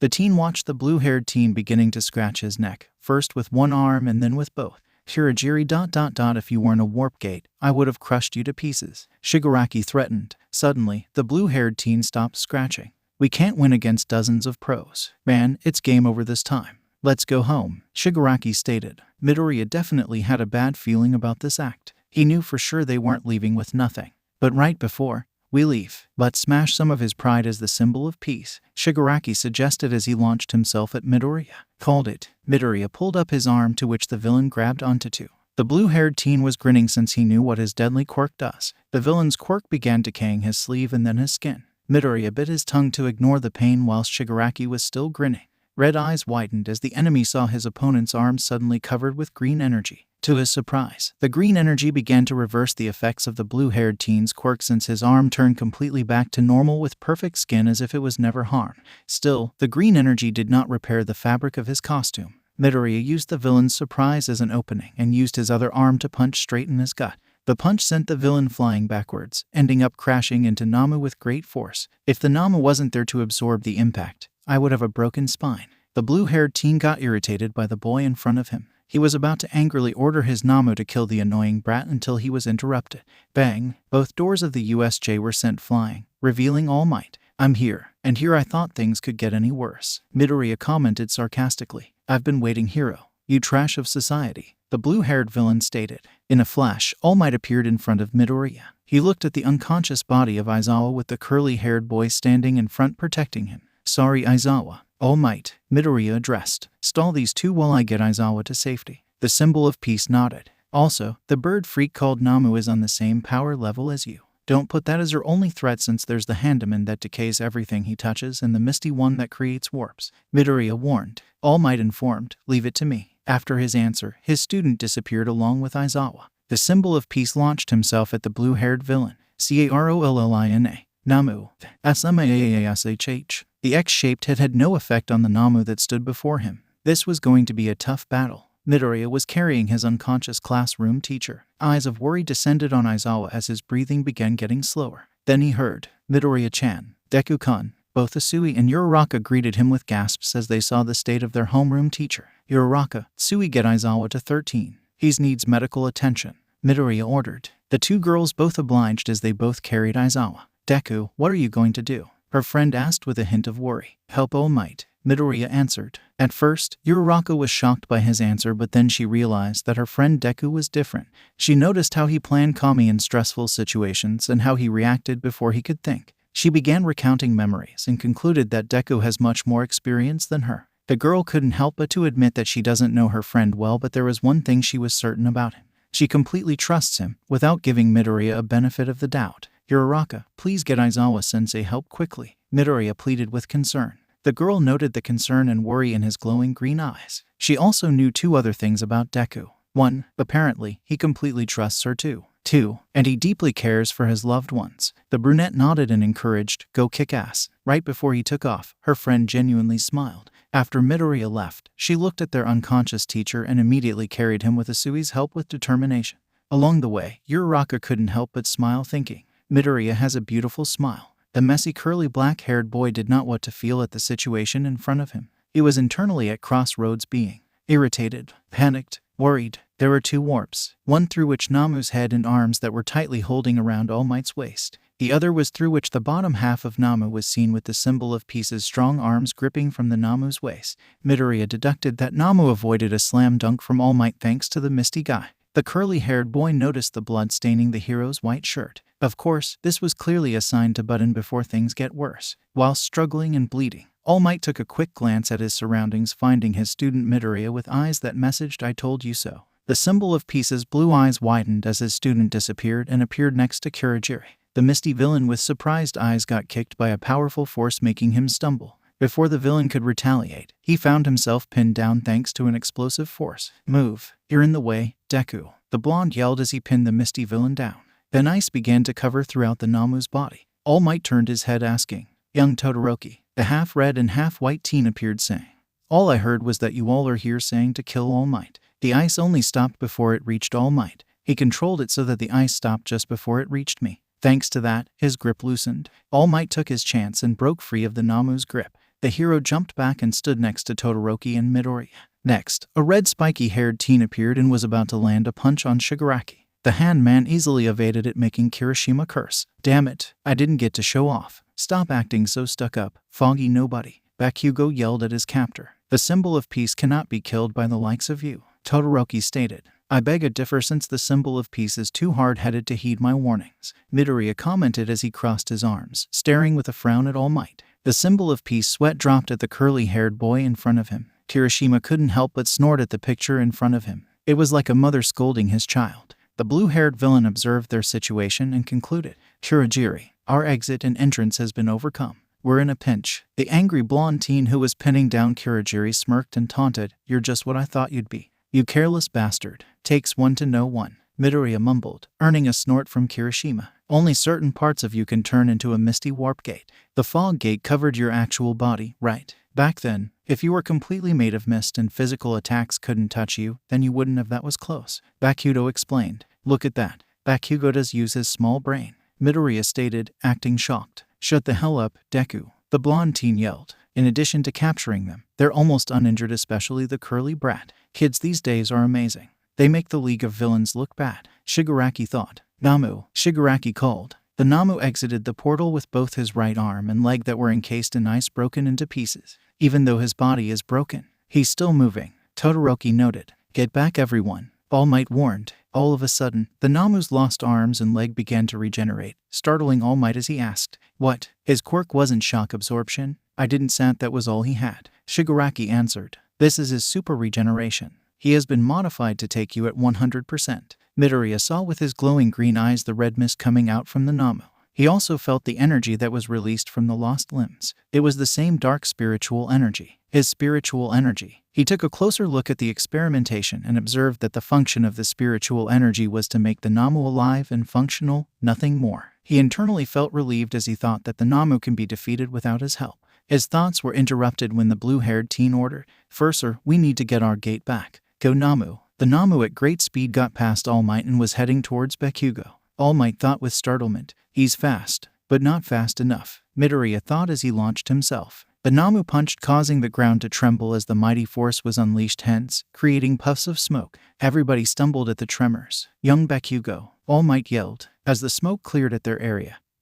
He found his blonde student completely unharmed and phased. "You dodged. That's amazing," Kirishima complimented. "No, shut up, scum," Bakugo denied. "Then how?" Kirishima asked. All turned their heads towards where the final puff of smoke was clearing. All eyes widened at the curly-haired boy standing with bright glowing green eyes, having his arms pulled out in a cross with a green energy shield in front of him. Behind him was a wall split in half due to the impact. That punch really left an effect on Midoriya as his back was sore. A couple of ribs were broken and had a headache. But he dealt with so much worse. The boy recovered his footing and lowered his shield. He managed to walk and stood next to his classmates, ignoring the shocked looks everyone gave. The symbol of peace gaped at his student Midoriya.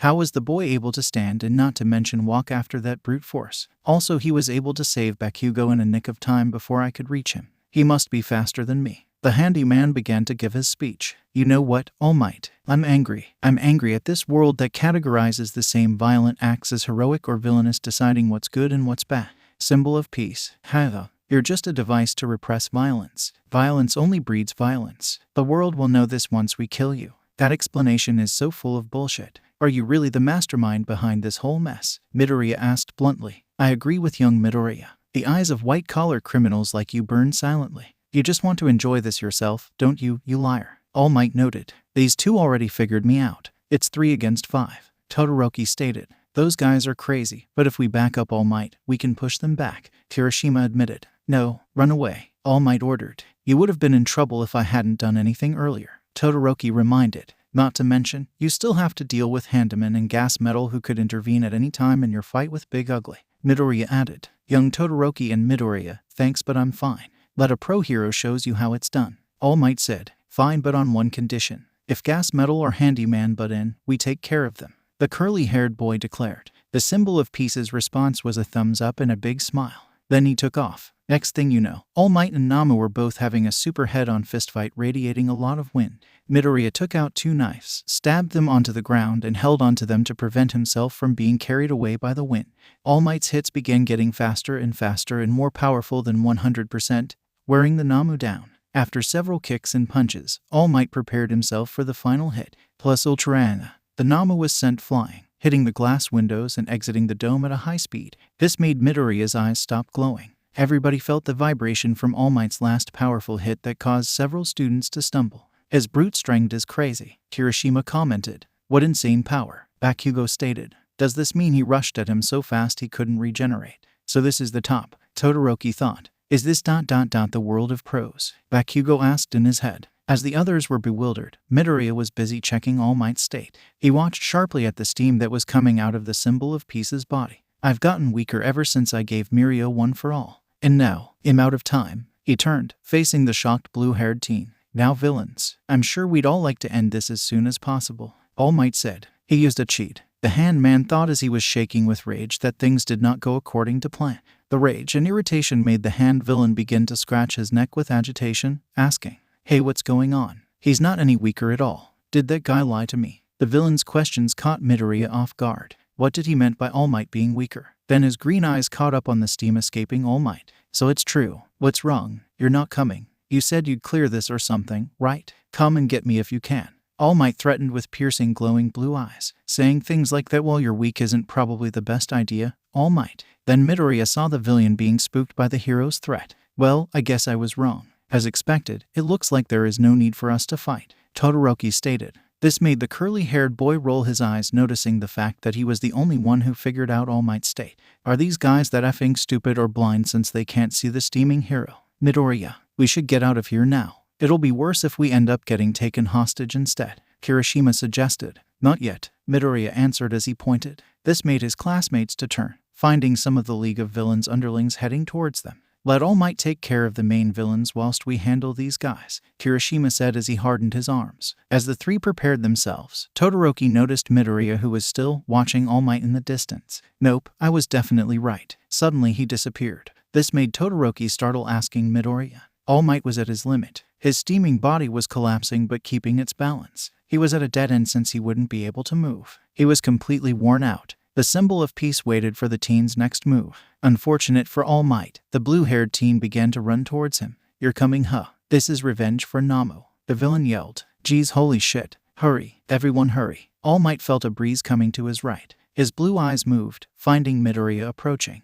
His blue eyes met with glowing green eyes. The hero saw the determination and the bravery that those eyes conveyed. His other classmates gasped in astonishment as they saw the empty spot where Midoriya stood. The curly-haired boy was heading towards the misty villain for his attack until a portal with a hand from the blue-haired teen passed through. It was coming for Midoriya's face, which pleased the hand villain as he thought of decaying a student in front of All Might, or so he thought. The boy disappeared. Shit, it was a diversion. He reappeared in front of All Might and unleashed a power move. Energy Airwave Kick. With his right black boot on, Midoriya kicked vertically that cut through the air, releasing a large wave of wind towards the villains. The enemy were completely blown away by the sudden force that resulted them being crashed onto the ground.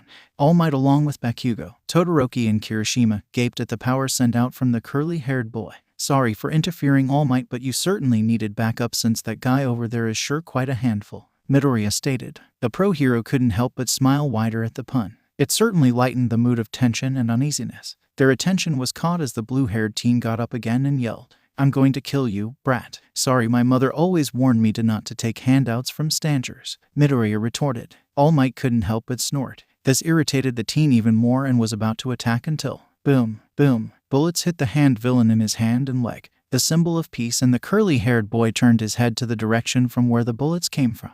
They watched as a lot of pro heroes were gathered in front of the entrance of U.S.J with Principal Nezu leading them. Sorry, we're late. I gathered all who were immediately available, Nezu explained. Hiraraka saw a familiar blue-haired four-glasses teen among them and called, Ada-kun. Tenya Ada, Class 1A representative have now returned, Ada assured. All Might watched as his student Midoriya put on a small smile on his face and shook his head. The villains were immobilized, thanks to the pro-heroes except for two specific villains. The blue-haired teen escaped with help of the portal created by Kirigiri, who was almost got caught by 13's black hole. The blue-haired teen last words as he escaped were, I will kill you someday. All Might, the symbol of peace. The Battle of U.S.J. was over. All the students were found both safe, alive and uninjured. The black boots disappeared, making Midoriya's eyes stop glowing. The curly-haired boy turned, finding sudden smoke. He couldn't see the symbol of peace's state, so he asked, All Might, are you all right? His question was answered as the smoke cleared. Green eyes widened as he watched a skinny short man instead of a tall and muscular man. The skinny man was about to collapse onto the ground until Midoriya caught him, preventing him from falling. He placed one of All Might's arms on his farthest shoulder for All Might to use his body for support. At first, the skinny man cursed himself for his secret to be exposed to his student, but was taken back by the teen's action. Most people would still be frozen with shock like statues at his appearance. All Might thanked him, receiving a nod of understanding from Midoriya. Suddenly both of them heard Kirishima, who was heading towards their direction. Midoriya, are you all right? Shit. Midoriya and All Might cursed in unison. Kirishima ... wait ... The curly-haired boy protested. Out of nowhere, a wall of stone rose from the ground, blocking Kirishima's path and blocking his view of All Might and Midoriya.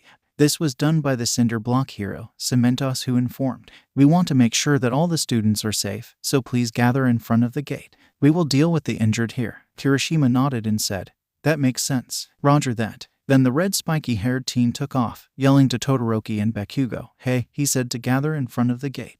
Midoriya and All Might released a breath of relief as they watched Kirishima off. All Might turned his head and thanked. Thanks, you saved me, Cementos. I'm a fan of yours too, the rock hero admitted. Let's get you to the nurse's office while keeping you hidden. But man, you act recklessly every time. I can vouch for that, Midoriya remarked. All Might's sweat dropped with embarrassment whilst Cementos was laughing. Then the symbol of peace thanked. Thank you, young Midoriya. You saved me a couple of times. It's nothing really. The curly-haired boy responded modestly. Can you please don't tell anyone about this form? All Might asked. That was never my intention. All Might, privacy is a pretty sensitive subject for me, so you don't have to worry about it. I'm fully aware of the chaos it will bring if your true form was revealed, Midoriya admitted truthfully. Relief went through All Might's tense and weak body as he heard those words. Midoriya, let me support All Might to the emergency room while the police check you and your classmates, Cementos offered. The boy humbly obliged as he led All Might support onto Cementos instead of him. Must have been quite a shock seeing this form. All Might said, To be honest, I was actually surprised how you took down that monster with all you have with that form. You're not weak, All Might. That true form is the basic evidence that you're a true hero who gives his all, weak or not. You should be proud that you survived many tough battles through your strong heart and will. Midoriya responded honestly. Blue eyes widened with surprise at Midoriya's words struck him. He kept watching the boy who reminded him of his old mentor and sensei with his widened eyes. As Midoriya was about to take off, he said, Hope you get better along with some rest. All Might, you deserve it. All Might and Cementos kept staring as the boy ran off. Truthfully, the cinder block hero was grateful for Midoriya's words that seemed to have boosted his friend's spirit. Both of them began walking slowly, heading towards the emergency room. The symbol of peace was still preoccupied with Midoriya's words until Cementos broke the ice. That kid will make a great hero someday. This made All Might turn his head to look at his friend, remembering his student's actions. Then the skinny man smiled as he commented, With no doubt, I think he already is. Young Midoriya, I must compliment on your reflexes and fast dodging. You were really light on your feet. Was it due to certain training that you carried? All Might asked. The pro hero watched as his student lowered his gaze as he asked his question and walked past the pro hero. All Might raised an eyebrow at his student's actions to his question and wondered if he somewhat offended him. This made him think of different apologies until, no, it was experience. All Might turned his head at young Midoriya with his back towards him, walking away. That boy must sure be skilled since he's being praised by the symbol of peace and was recommended into the school by Aizawa, Cementos theorized. The new information was found to be quite shocking and surprising. It was once in a blue moon for Aizawa to show interest, especially on someone.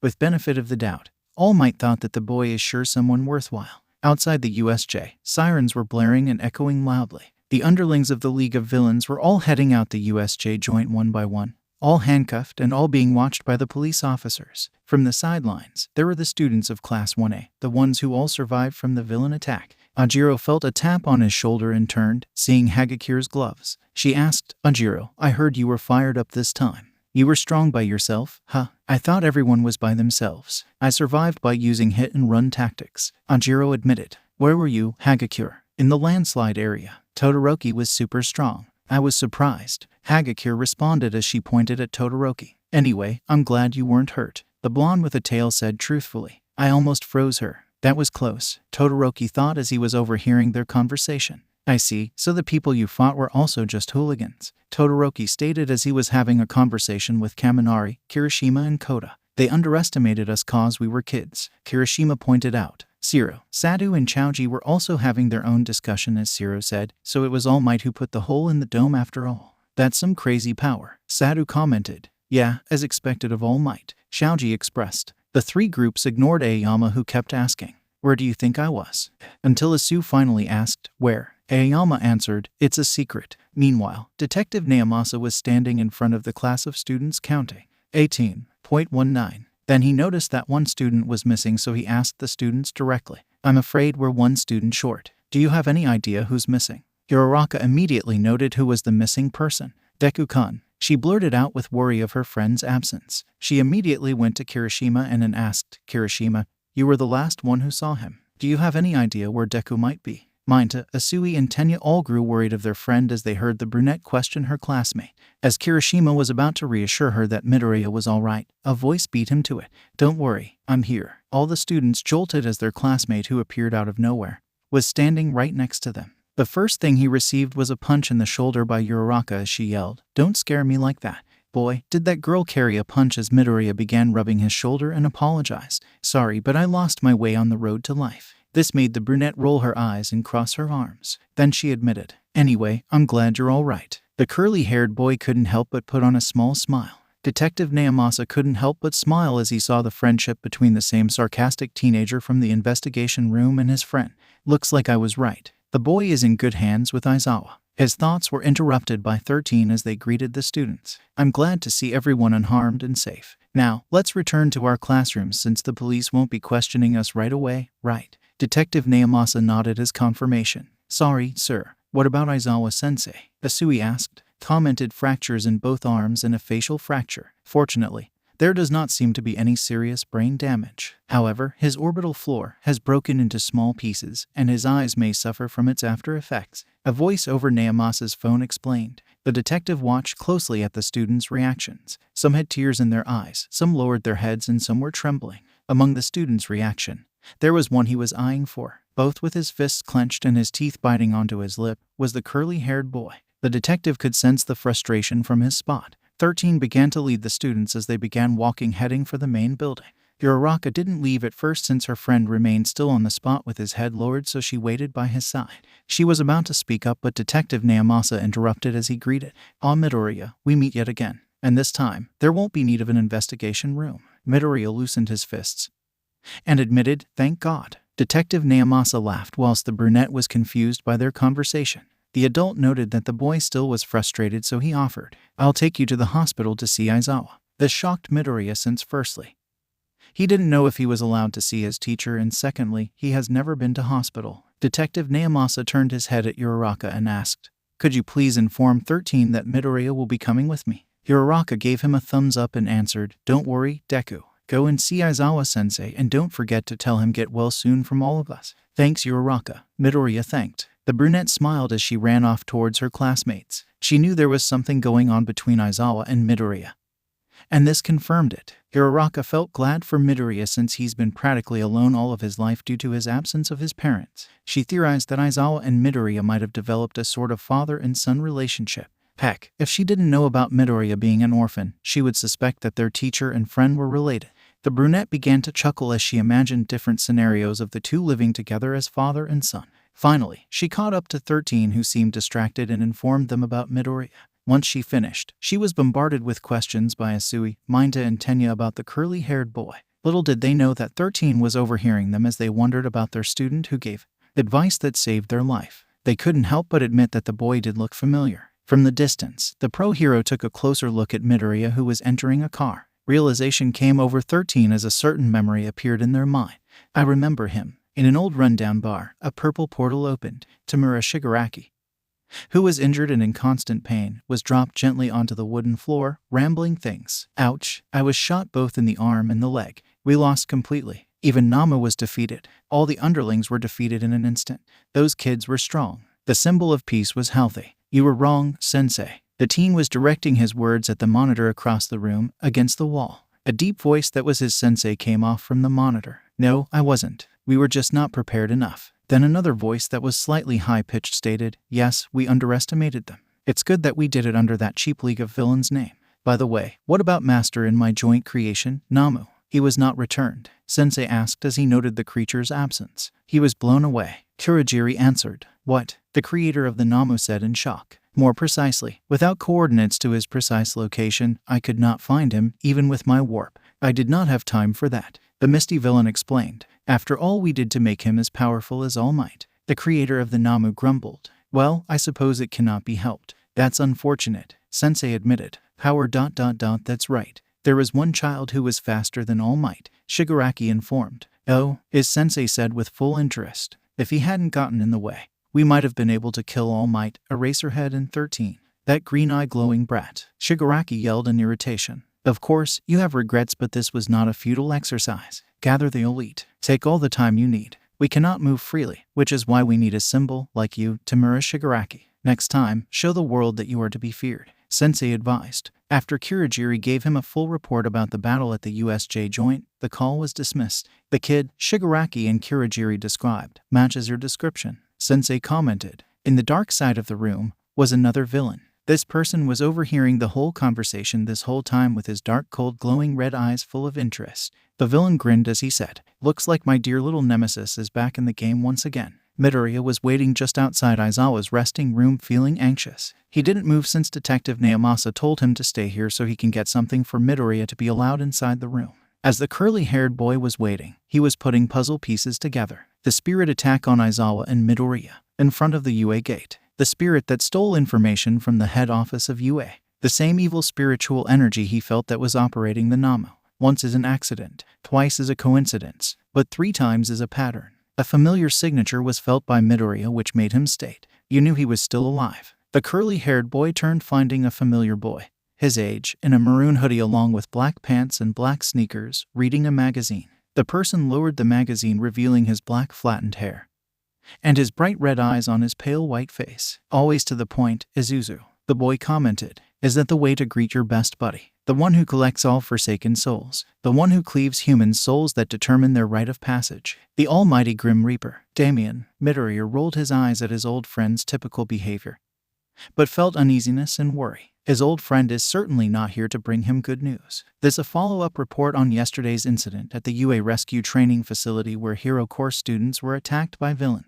According to the police investigation, the criminals call themselves the League of Villains and have been plotting to kill All Might, who has been a teacher at UA since the spring of year. Police have arrested 72 villains, but they still do not know the whereabouts of their ringleader. Every one of the students of Class 1 were back in class seated at their desks after a day when the school was temporarily closed, chatting away. Hey, did you watch the news last night? Hagakure asked. Yeah, Ajiro responded, nodding his head. Did you see how everyone in class was on screen for a second? She asked. I didn't stand out at all. That's true, Shoji bluntly agreed. Ajiro pointed out nervously. It's hard to stand out looking like that. Huh. Kaminari leaned back onto his chair resting his head on his crossed arms and commented. But man, all the channels made a big deal out of it. I was surprised, Kirishima admitted. Can you blame them? The hero course that keeps pumping out pro heroes was attacked. Jiru speculated. Zero, whose chin was on his arms on the desk, questioned. Who knows what would happen if the teachers hadn't come when they did? Minda trembled at this with tears in his eyes as he yelled, Stop that, Zero.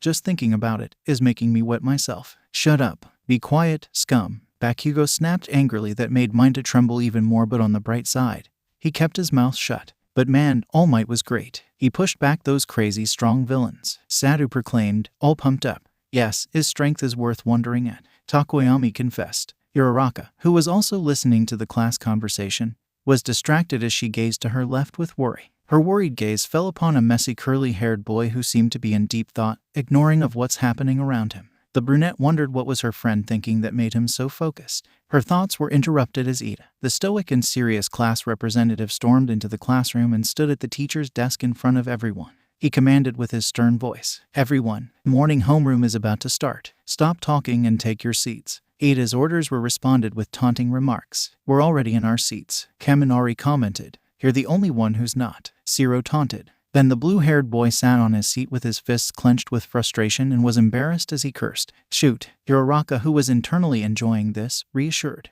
"Don't worry about it." The brunette turned her head to see if Deku was enjoying this as much as she is, but unfortunately, he wasn't. Midoriya was gazing into nothingness with his stern green eyes, remembering something. The boy was seated next to a hospital bed, keeping an eye on the unconscious person who was utterly weakened and defenseless at this point, resting upon it.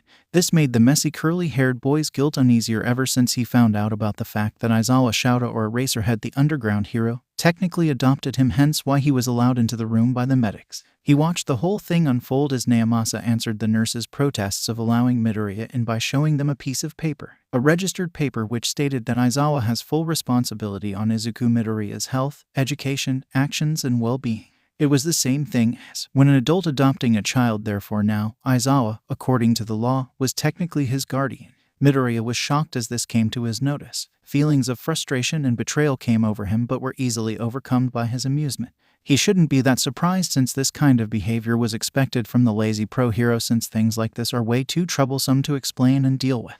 The boy couldn't blame him for not telling him, since first, he never asked, and second, he was also keeping secrets from Aizawa, even though the pro-hero completely trusts him. He figured that both of them were doing this to protect each other from harm and danger. Even though Midoriya knew he had a good reason, his guilt still hasn't uneased. Green eyes watched the unconscious body, from head to toe, covered in bandages. The boy couldn't help but snicker to himself as he commented, "Looks like you finally got a day off from loud and boisterous students, even though you've been mummified." "Oi, I see you." Midoriya turned his head, finding himself facing a raven-haired teenager that was a bit older than him, with red eyes on his pale face. The pale boy was wearing a black sweater vest along with a black tie with a red shirt underneath, black pants and shoes, and a golden wristwatch on his right. "This hospital cafeteria has the best salad in the world," he preached as he held up a salad bowl on his hand. Midoriya, unamused, stated, "You're late, Damien." His pale friend's sweat dropped as he excused himself. Gomen, I got lost on the road to life. As an apology, I brought you one of the cafeteria's best salads." Midoriya interrupted as he continued, "That is currently in your stomach,"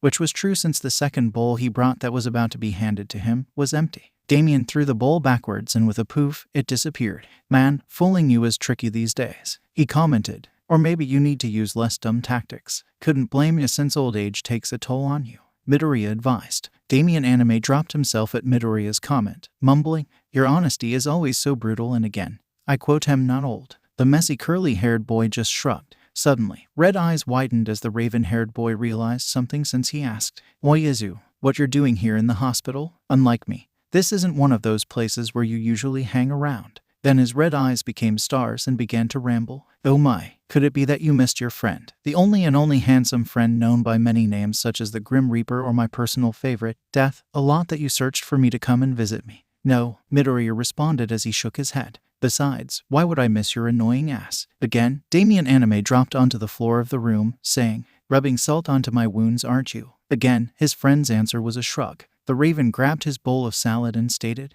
"Good thing your salt hasn't ruined my appetite." While Damien dug into his salad, Midoriya rolled his green eyes, which then kept their gaze on the unconscious person who also accompanied the room. Red eyes were carefully observing him from afar as he bit onto a lettuce. After he swallowed it, he commented, "He's lucky to be alive after all that. A pro-hero's life is never easy. Trust me, the number of pro-heroes I claim is large." Midoriya grew serious as he changed to a much threatening topic when he stated, "You have known he's still out there." Damien finished his bowl of salad and placed it onto a table. He mused, straight to the point, "Huh, must be one heck of a person to get you so serious." He took a quick glance at Aizawa with a smirk on his face and a raised eyebrow. Midoriya sighed as he knew that expression too well. Damien was curious, very curious. "It's complicated," Midoriya expressed truthfully. "Oh, come on. It's not like I'm in a rush or anything." Damien whined. "I'll tell you right after you explain." He said, "Sure, but it might take a while." Damien admitted, "Oh, come on. It's not like I'm in a rush or anything."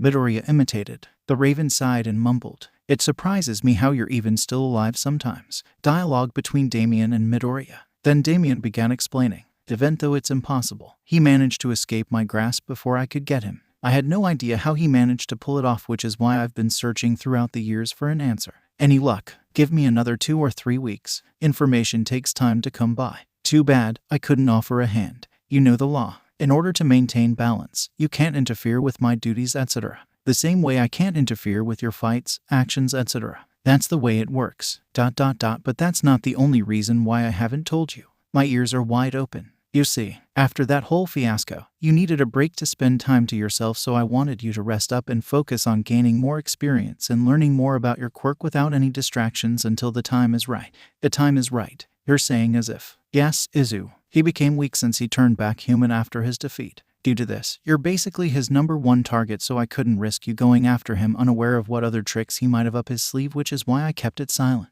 It may be concerning that he's after you, but it might also provide you the only chance you've got at the moment, and we can't waste it. I'm going to find out about his tricks, and when I do, I'll make sure he doesn't use them anymore to increase the odds. In the meantime, you need to stay low. Change apartments if you have to just in case, and try to lessen attacking demonic spirits so that nothing is to be suspected. Keeping low isn't too hard for me due to the fact I managed to avoid the cameras at the scene of the U.S.J incident by turning invisible. Wait, you can turn invisible? Yeah, ever since I joined UA, I requested a specialized cloak which had invisibility as one of its functions. Wait, you joined UA as a student? Yeah, holy shit. How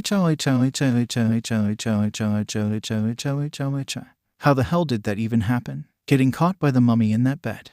It's a long story. Hey Tsu, who do you think will be teaching homeroom today? Ashido asked. Asui thought for a second and began to explain. Well, Aizawa-sensei is supposed to be in hospital recovering from his injuries. But she was interrupted by Midoriya as he informed. Don't worry, Aizawa-sensei will be arriving soon. Kaminari stood up and blurted out. What do you mean he'll be arriving soon? Didn't you hear yesterday about his injuries? There's no way. The sound of the door sliding open was heard throughout the class, making everyone silent. Ribbit, Asui asked. Morning. A mumbled voice was heard through the bandages covering the person's face. It was their teacher, Aizawa-sensei, standing there on his 2 feet all wrapped up in bandages like a mummy. Several eyes of the students widened by his entrance as they yelled, Aizawa-sensei, you're back too soon. Kaminari was too spooked by his appearance as he commented, You're too much of a pro. Ida raised his hand swiftly and asked, So you're all right, Aizawa-sensei? Uraraka sweat dropped and retorted, Can you really call that all right? Midoriya couldn't help but smirk as the other students kept questioning their teacher about his health.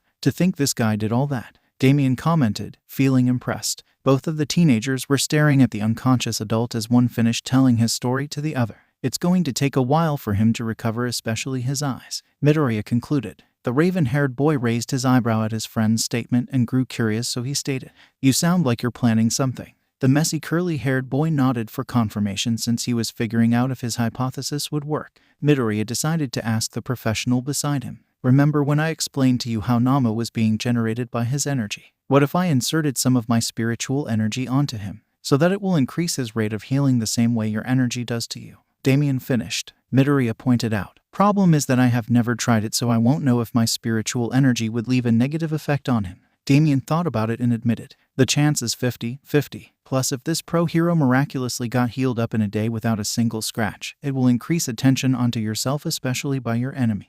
The messy curly-haired boy began thinking of a solution until an idea came to light. He began unwrapping the bandage of the arm which the hand villain disintegrated. He unwrapped until muscle tissue became visible, making Damien yelp. Dude, seriously, in front of my salad. A bowl full of salad which appeared out of nowhere was on Damien's left hand. Karma, beach, Midoriya bluntly responded. Damien rolled his eyes as he began to eat the salad. Thanks to his curiosity, he asked Midoriya, So what are you about to do? I'm going to give a sufficient amount of spiritual energy that will increase his healing rate at a slow rate and won't affect on him. He answered. By sufficient you mean a very low amount. Damien pointed out. Yep, Midoriya confirmed. The raven-haired boy couldn't help but feel impressed by his friend once again, but that wasn't the only feeling he felt by his friend. To be honest, he was glad and happy for Midoriya's change in life. Midoriya was like a younger brother to Damien since both had similar lives thanks to their quirks that gave them responsibilities and a life of hell. He was the only one who could empathize the feeling of loneliness with the messy curly-haired boy, which is why Damien was his first friend that helped him ever since he found him. Due to their duties and threats, both of them don't hang out that much with each other, but distance didn't break them apart. There were times where they crossed each other's paths and caught up like now, thanks to his experience being around Midoriya. Damien could tell that his friend was enjoying himself at the school he calls hell with his new friends and teacher. The Raven knew that Midoriya could handle himself just like the Raven, but he couldn't help but warn him. Izuku, I need you to be careful when it concerns your friends from now on, since they could be also in danger. Damien and Midoriya were the only ones who knew everything about each other, so the Raven knew his friend's loss. That's the last thing Damien wanted for Midoriya, to experience another loss. He knew the messy curly-haired couldn't risk any danger on one of his friends at his hands. Midoriya simply answered with determination, Don't worry, as long as I'm alive, no harm will come to them by that bastard. And that's a promise. Damien watched as green energy began to emit from his hand. In a second, the energy traveled onto Aizawa in a short amount and began to slowly heal the unconscious adult. The Raven smiled, since he knew that Midoriya would be fine, because when his messy curly-haired friend is determined, the bad guy will surely be sorry. Eyes opened slowly, squinting at the bright light. The feeling of vulnerability and powerlessness came over his motionless body. The pungent smell of hospital disinfectant that invaded his nostrils truly woken him up as the blinding light slowly subsided. He appears to be in the hospital room due to the IV and monitors beeping. He closed his eyes shut, trying to remember how he came here in the first place. Then the ugly memory of the large bioengineered creature forcefully smashing his head onto the ground with its powerful strength resurfaced. Again, Aizawa opened his eyes and glanced to his side, meeting a pair of familiar green eyes that belonged to a particular messy curly-haired teenager who appeared to be the only person in the room. All the problem child of a student, despite the situation his teacher is in, said was, "You look like shit." Even though it was painful, the injured pro hero managed to roll his eyes. This is the respect I get after shit happened.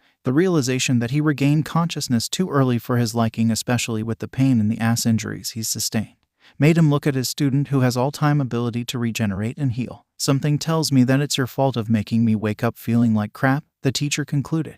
Guilty as charged. Your lazy ass better be comfortable, since I'm going to tell you what happened after it was butt kicked by ugly bird face, Midoriya informed. All the pro hero did was sigh and thought sarcastically, Can't wait to hear this. Aizawa, the mummy, was standing behind his desk, facing everyone. As the students finished their outbursts, he began, My well-being doesn't matter, since more importantly, the fight isn't over yet. As the word fight was mentioned, Bakugo rose from his seat in interest, whilst others feared at the thought that the U.S.J incident would occur again, especially Mineta, who was shaking in his chair, asking silently, The villains again. Aizawa's black eyes were seen through the bandages with a sense of solemnity, and stated, The UA Sports Festival is drawing near. Their loud response was simple, That's a super normal school event. Kirishima, with clear excitement on his face, clenched his fists and cheered, The sports festival. That's a supernormal school event which, but was stopped as he was smacked in the face by a hand which belonged to Kaminari, who said, Wait a minute. The redhead turned his head and wondered why his friend did that, until it was immediately answered by Jiru as she asked their teacher directly, if it even okay to hold a sports festival so soon, even after the villains snuck inside. What if they attacked the school again? Ajiro added, sharing the same worry. Aizawa reassured to ease their distress and confusion. Apparently, they think of it as UA showing the fact that our crisis management system is solid as a rock by holding the event. This time, security will be strengthened to 5 times that of the previous years. Above all, our sports festival chance. It's not an event to be cancelled because of a few villains. Midoriya guessed, I don't see how holding this event is even worth it. Is it really a big deal? Midoriya, you've never seen the UA Sports Festival? Zero raised the question in bafflement. The messy curly-haired boy silently admitted, never got the chance to. Lucky for him, Aizawa explained, our sports festival is one of Japan's biggest events. In the past, the Olympics were called a festival of sports. The whole country was crazy about them. As you know, with reductions in scale and population, they've become a shell of their former glory, which is why nowadays we carry out the UA Sports Festival in their stead. Yaorazu added, It will be beneficial for us since all the top heroes around the world will be watching for scouting purposes. After we graduate, it's typical to join a pro agency as a sidekick. Kaminari pointed out, giving a thumbs up. A lot of people miss their chances to become independent after that and become eternal sidekicks, though, Jiru argued. Kaminari, since you're dumb, I have a feeling you'd be one of them. His eye twitched at her blunt statement. In addition to the things you've mentioned, joining a famous hero agency will get you more experience and popularity. If you expect to go pro, then the path to your future will open up at this event. Time is limited, so you only got 1 chance a heat, therefore a total of 3 chances. No aspiring heroes can afford to miss this event.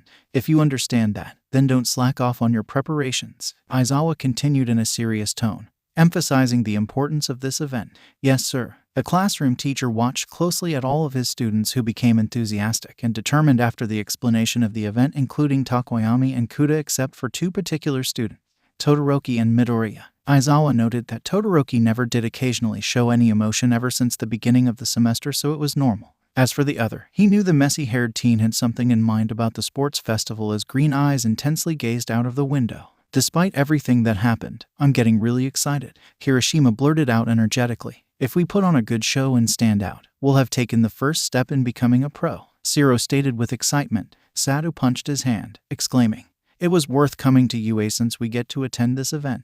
We will only receive a few chances for this, which is why we can't afford to miss this," Takoyami stated. Hagakure approached her friend and conceded, "Ajiro, I'm getting kind of nervous now. I need to definitely stand out at the sports festival. If you try hard enough, the pros might notice you," he encouraged with a smile. Near the blackboard, Aoyama was busy posing in different postures, asking dramatically, "Oh dear, what shall I do? I stand out so much just by standing still, so the scouts won't be able to stop looking at me, right?" The French student directed his question to the anxious Kuda. "Right?" Aoyama asked again, getting close to the sweat-dropping nervous mute, who responded by nodding vigorously. In another conversation, Kaminari commented, "You're lucky, Shoji. Your bronze stands out on its own. There's no point for them if I cannot show them my potency," Xiaojo disclosed. Jiro recalled the state Kaminari gets after he completely uses his quirk and joked, "I think you'll stand out, too." Kaminari shook with embarrassment and anger, as conversations of enthusiasm and eagerness about the sports festival echoed throughout the classroom.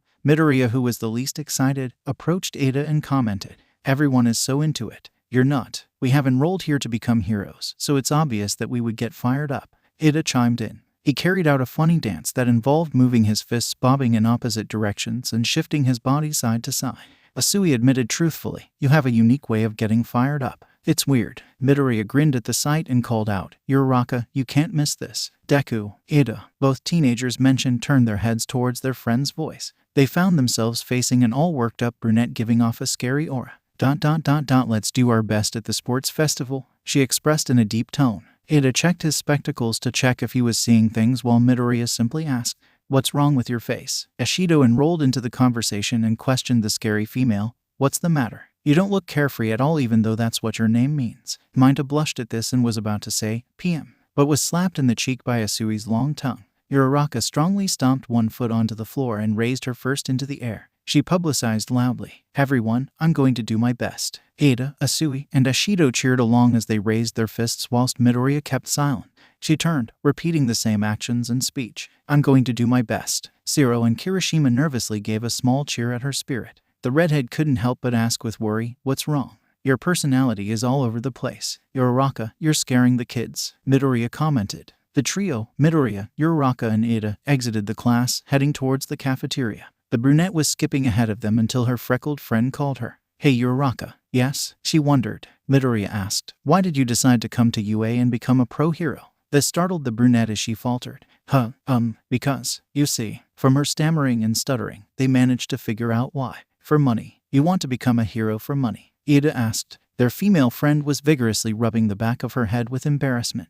"To boil it down simply, yes," she responded. "Sorry, it's such an unwholesome reason compared to your admirable motivations. It's so embarrassing." Ada argued, "Why? How is having a goal to support your livelihood not admirable?" "I agree with Ada. Besides, I'm pretty sure the money you want to acquire is for someone else," Midoriya deducted. Uraraka nodded and admitted, "My family owns a construction company, but we haven't got any work at all, so we're flat broke. This isn't really something to tell other people, though." Ada put his hand against his chin as he thoughtfully said, "Construction. With her quirk, if she gets licensed, then it will bring costs way down," Midoriya pointed out. Ada nodded and added, "She would make any raw material float. They wouldn't need any heavy equipment." "Right. That's what I told Dad when I was little. But he told me that he would be much happier if I achieve my dream. That is why I'll definitely become a hero and make money so that my parents can take it easy." Uraraka finished with conviction as her brown eyes shone bright with determination.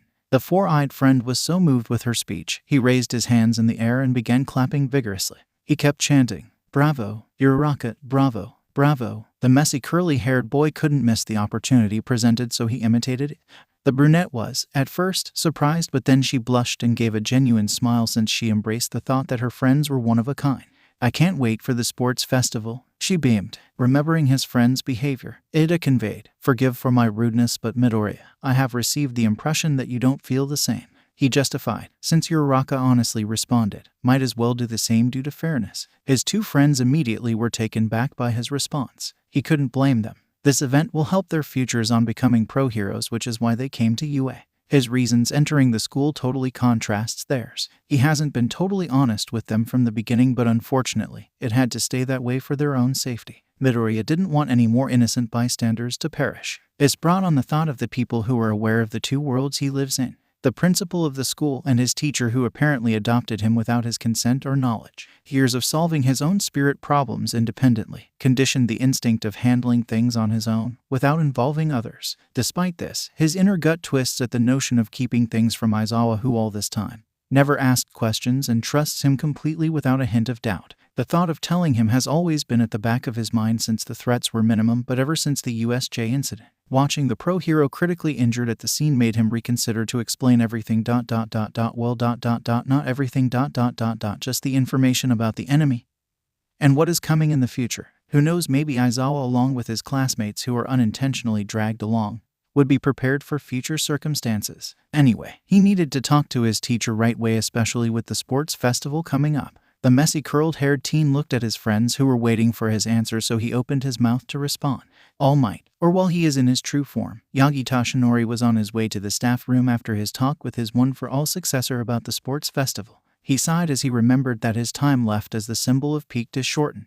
Unfortunately, those with built-up villainous intent are starting to realize, so he needed Mirio to do his very best at sports festival, showing the whole world with his full power that another smiling symbol of peace has arrived for All Might to secretly retire peacefully in order not to disrupt the peace. Toshinori wondered how he'll spend his time in his retirement. Maybe he should continue teaching. He was enjoying his weeks at the school with aspiring energetic students. Speaking of his energetic students, what do you mean you don't want to participate in the sports festival? The poor teacher got startled by the sudden loud outburst and went to check to see if everything is all right.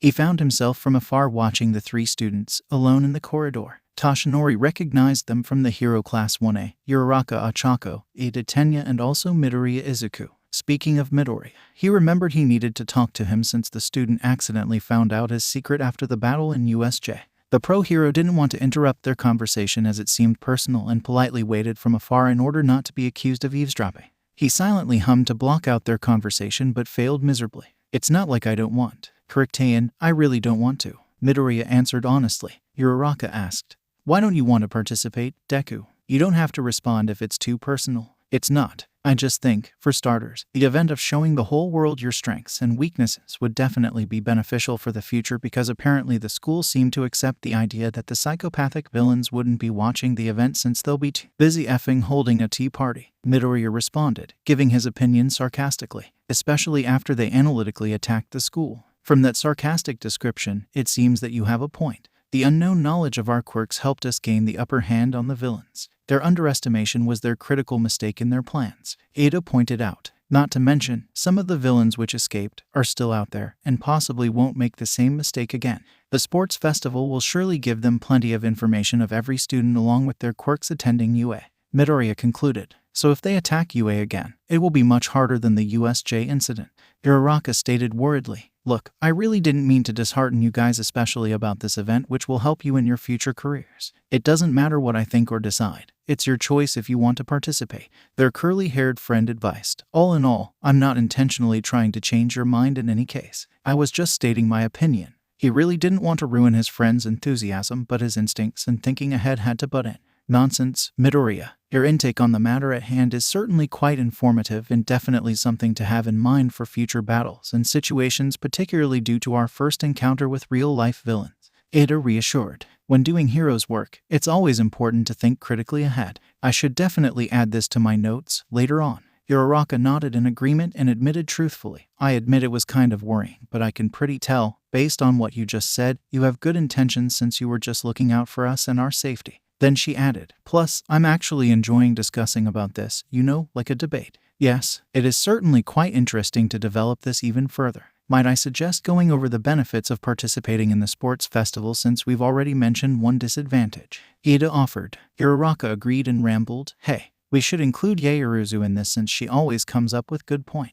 Oh wait, I just realized something. We've been here for too long that we left Yaoruzu waiting for us in the cafeteria. That's right, Ada yelled in surprise. Then, he vigorously pointed in the direction of the cafeteria. Let's continue this conversation during lunch, after we give Yaoruzu our utmost sincerest apology. MHMM, MHMM, MHMM. The female hummed as she vigorously nodded. Midoriya couldn't help but lower his head and smile, feeling really lucky to have understanding friends. He's internally glad that his friends won't get intimidated easily and would keep moving forward. Ben's last statement gave him food for thought. HLHLHLHLHLH. Young Midoriya, young Ada and young Uraraka are here. All Might entered the scene, startling the students as Uraraka was OOO. Ada was shocked and Midoriya blinked. I'm sorry for the interruption, but it is my duty as your teacher to inform that students at this time should be in the cafeteria. All Might stated, it's not that you did anything wrong, but due to recent events, the school decided to take precautions. Ada immediately apologized as he bowed repeatedly at rapid speed. We understand. Forgive us for breaking the rules and disrespecting the school's wishes. All Might's sweat dropped at the four-eyed teenager's actions and reassured, don't worry about it. Besides, you weren't aware of it, so it's no one's fault. The trio looked at each other and were about to head towards the cafeteria until... Wait, All Might said, young Midoriya, I would like to speak to you for a moment, if you don't mind. Uraraka and Ada gaped. Sure, he answered simply, contrast to his friends that were in disbelief. Great. Now, young Uraraka and young... When you arrive at the cafeteria, one of the pro heroes will certainly question your previous whereabouts, which is why I want you to inform them that you will have a typical teacher-to-student conversation with me. All Might pointed out. Don't worry, I'll send them a message to confirm your statement. Thank you, All Might. The brunette thanked energetically. Your generosity shall be cherished. Ada yelled while again, bowing repeatedly at a rapid speed. As Midoriya and All Might were about to leave, the curly-haired teen said, tell Lunch Rush that I'll have the usual. Uraraka nodded and gave him a double thumbs up. Both of them went to the cafeteria, confirmed their whereabouts to the teachers there, and met up with Yaoruzu, who was waiting in the queue for lunch. After receiving hugs of apology from the brunette and hearing Ada's loud apologies, the female noted that one of them was missing, so she asked, where's Midoriya? With All Might, since the pro hero wanted to speak with him. Ada simply responded, Nani? Yaoruzu breathed. Long story, the brunette stated. And both friends were explaining what happened to the class president. Little did they know that the sudden information got the attention of a heterochromatic student who was watching them from a distance, especially with the mention of the symbol of peace. As Ada and Uraraka left for the cafeteria, the messy curly-haired teen affirmed, coast is clear. The tall, muscular pro hero standing beside him immediately faded within a puff of smoke, revealing a skeleton man, Yagi Toshinori. It's been getting tiring to maintain my All Might form, Toshinori admitted. There was a sudden awkward silence, to which Midoriya felt uncomfortable and blurted out, explains why you use your muscular form rather than your skeleton form for hero situations, since skeletons are easily rattled at high-stress jobs. Both student and teacher chuckled, mainly because of how terrible the pun was. Now that things were not so awkward, Midoriya took this as an opportunity to ask, so for how long can you exactly hold out in that form, especially after that fight with that bird mind? Toshinori responded, first of all, language. Midoriya interrupted with a smirk, it's English. The pro hero rolled his eyes and continued.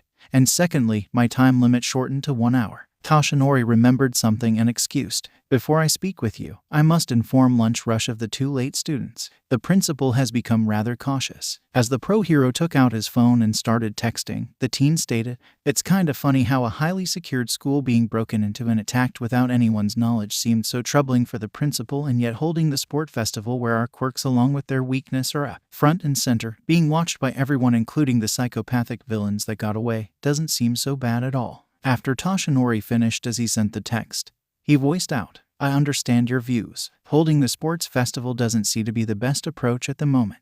Throughout my hero years fighting against villains, there's nothing more terrifying than an organized villain. Midoriya honestly agreed. Yeah, I know what you mean. Toshinori continued, the idea of the fact that these villains created a bioengineering being with power equivalent to mine indicates the fact that these villains should not be underestimated. But the same can be said for the heroes too. Your class managed to endure and thrive in the U.S.J incident despite their lack of experience, along with the fact the villains counted on the Nomu to kill me, but it didn't despite the rumors of me getting weaker. So you're saying that the sports festival can be utilized to mislead the villains? Since the hero students only just started, the villains could underestimate them, Midoriya deducted.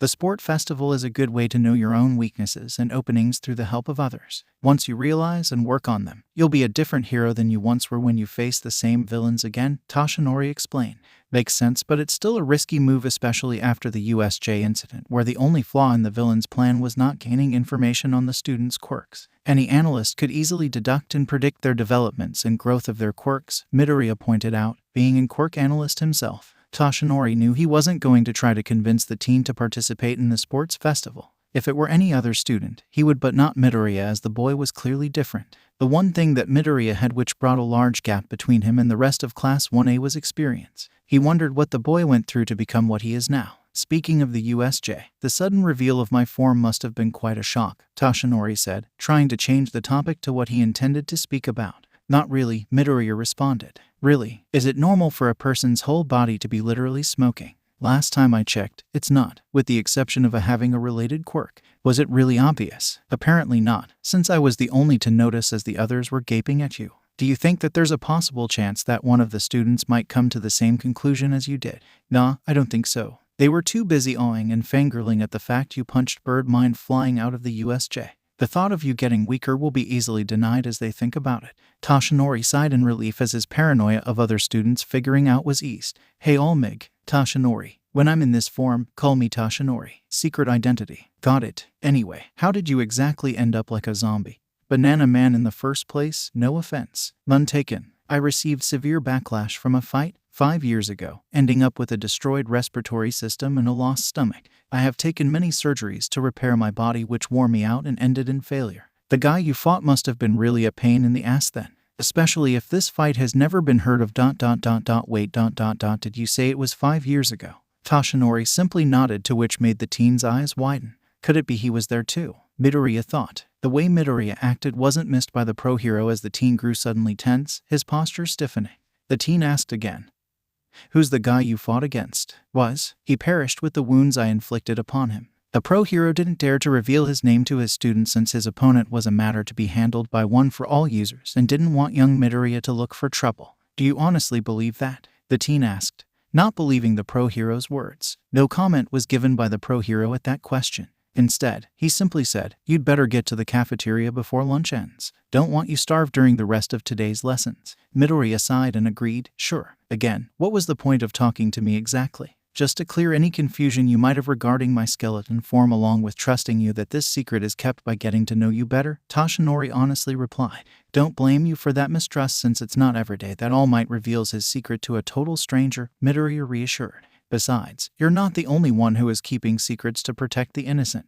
The teen realized he hinted too much and decided to excuse himself to get to the cafeteria. Toshinori gave him his thanks for listening and wished him and Class 1A good luck for the upcoming sports festival as he headed off. Toshinori was left with his thoughts. He wanted to question what the boy meant by keeping secrets, but didn't pursue further as he didn't feel he had the right to ask young Midoriya about that. Maybe Aizawa knows, as he was the teacher who recommended him and seems to have good parental relationship with the boy. Hinted by rumors of Aizawa adopting the kid, which were spread like wildfire thanks to the courtesy of Present Mike and Midnight. Still, a gut feeling told him that there was something missing in this whole fiasco, and young Midoriya was somehow connected to it. The young teen did seem quite tense with the mention of the fight that happened 5 years ago. It wasn't possible to learn from the media since the fight was ensured to be kept under wraps thanks to the Naomasa's along with others' intervention.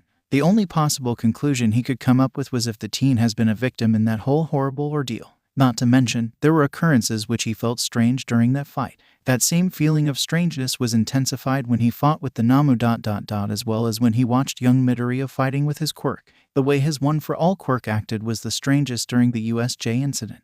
For everything he punched the Nomu at full power with one-for-all, he caught a glimpse of figures of different colors. One of those figures had a similar form to his former mentor. There was a possibility that those figures belonged to the previous users of One for All, as once his former teacher claimed. So even if I die one of these days, we can always meet again within One for All. Throughout his hero years, he never experienced this up until the U.S.J. incident that was the spark. Could it be a sign from the previous users that All for One survived and is back in action? His intuition told him that there was a missing piece in all of this, one that might be linked to young Midoriya.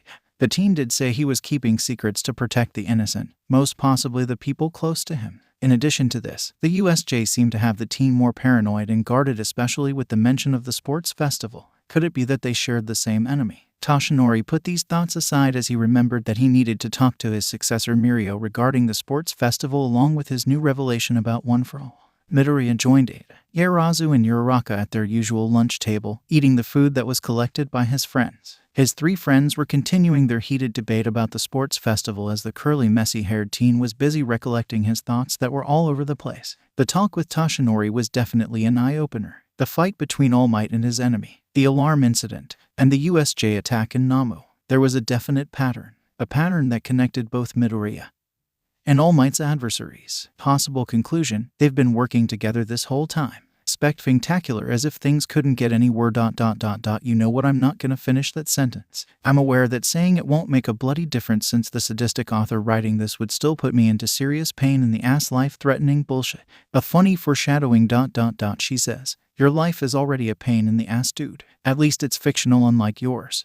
Lucky bastard. Anyway, if that scumbag is working with someone who's All Might's ultimate enemy since the hero didn't dare to mention his name, who could it be and what is his quirk? The U.S.J incident comes into mind as a good source of information. Shigaraki was definitely a puppet, while this superior villain was the one behind the scenes pulling the strings, since the hand job was acting like a spoilt child on a tantrum when things didn't go his way. The Nomu had multiple quirks which seemed impossible to an ordinary person. According to scientific research on quirks, a subject which I excel in due to my top-notch quirk analysis abilities, one person can't have more than one quirk. Only a fusion of them is one if they're compatible, like Todoroki's, who seemed not to use his left side for some reason. The Nomu was bioengineered, hence an experiment specifically designed to eliminate All Might with spiritual energy to bring it to life and sustain its multiple quirks only. Of course, the scumbag would withhold certain information from the guy he's working with, since the Nomu would have been even more terrifying if he upgraded it to an extent level. Maybe he underestimated the fact I wasn't going to be there. Killing All Might have been a victory for the League, but for the scumbag, it was message of revenge to me, since All Might was my all-time favorite hero. Back when I was a kid. A message that would have clearly depicted, I'm coming for you, Izuku, and no one is going to stop me. Not even your precious #1 hero can save you. If I didn't attend UA and wasn't there, all it took was getting captured by a sleep-deprived teacher whilst on a wild cat chase from one building to another to be there at the U.S.J. It's funny how fate works. Back to the topic at hand. Since the Nomu had multiple quirks, how did the League got the quirks and transferred them to it? Could it be a particular quirk? A quirk which can steal other quirks and transfer them to someone else? A villain that steals quirks? Oh yeah, everything is coming together. No wonder the scumbag is using him of all people. The guy who All Might has a personal vendetta as the pro-hero wanted him dead, and vice versa. The thing that didn't make sense in his U.S.J plan was the kid. Why send a kid to do your dirty work? Why not come to U.S.J to see your nemesis demise if the plan of destroying the hero society by killing the symbol of peace was foolproof? Unless the guy wanted the plan to fail. Why? Was it possible that the guy was after All Might's quirk? The Nomu did weaken All Might after all. Maybe that was his true intention all along, as the symbol of peace's reduced time limit would make it easier for the villain to take the hero's quirk from him. This led me to the conclusion that All Might's quirk was more than it meets in the eye. He remembered how All Might seemed to always change the subject or give a vague answer in his interviews whenever someone asked him the details of his quirk. Moreover, after analyzing even further, I had a strange feeling whenever All Might's is close. It started back in the first class with All Might when the hero tapped my shoulder. I felt a spiritual presence, but it was very faint, so I barely sensed it. The strangest thing was the fact it kept getting dimmer everything I meet with All Might, as if it was burning out. My instincts concluded it posed no threat to me, as there was no sinister evil to it, only warmth. What could that possibly mean? Did All Might had a quirk related to the spirit world just like me? Was he also targeted by the scumbag? From his long descriptive thoughts, Midoriya came to several conclusions. Both All Might and he are facing the same evil. He seriously need to tell Aizawa and Nezu about what he learned. He had a gut feeling that the principal knew about All Might's quirk and predicament. Asui is secretly psychic. Your quirk reminds me of All Might's. A funny foreshadowing. Deku, you seem in deep thought. What are you thinking about? Uraraka wondered. I think Tsu might be psychic. He responded honestly. Uraraka choked.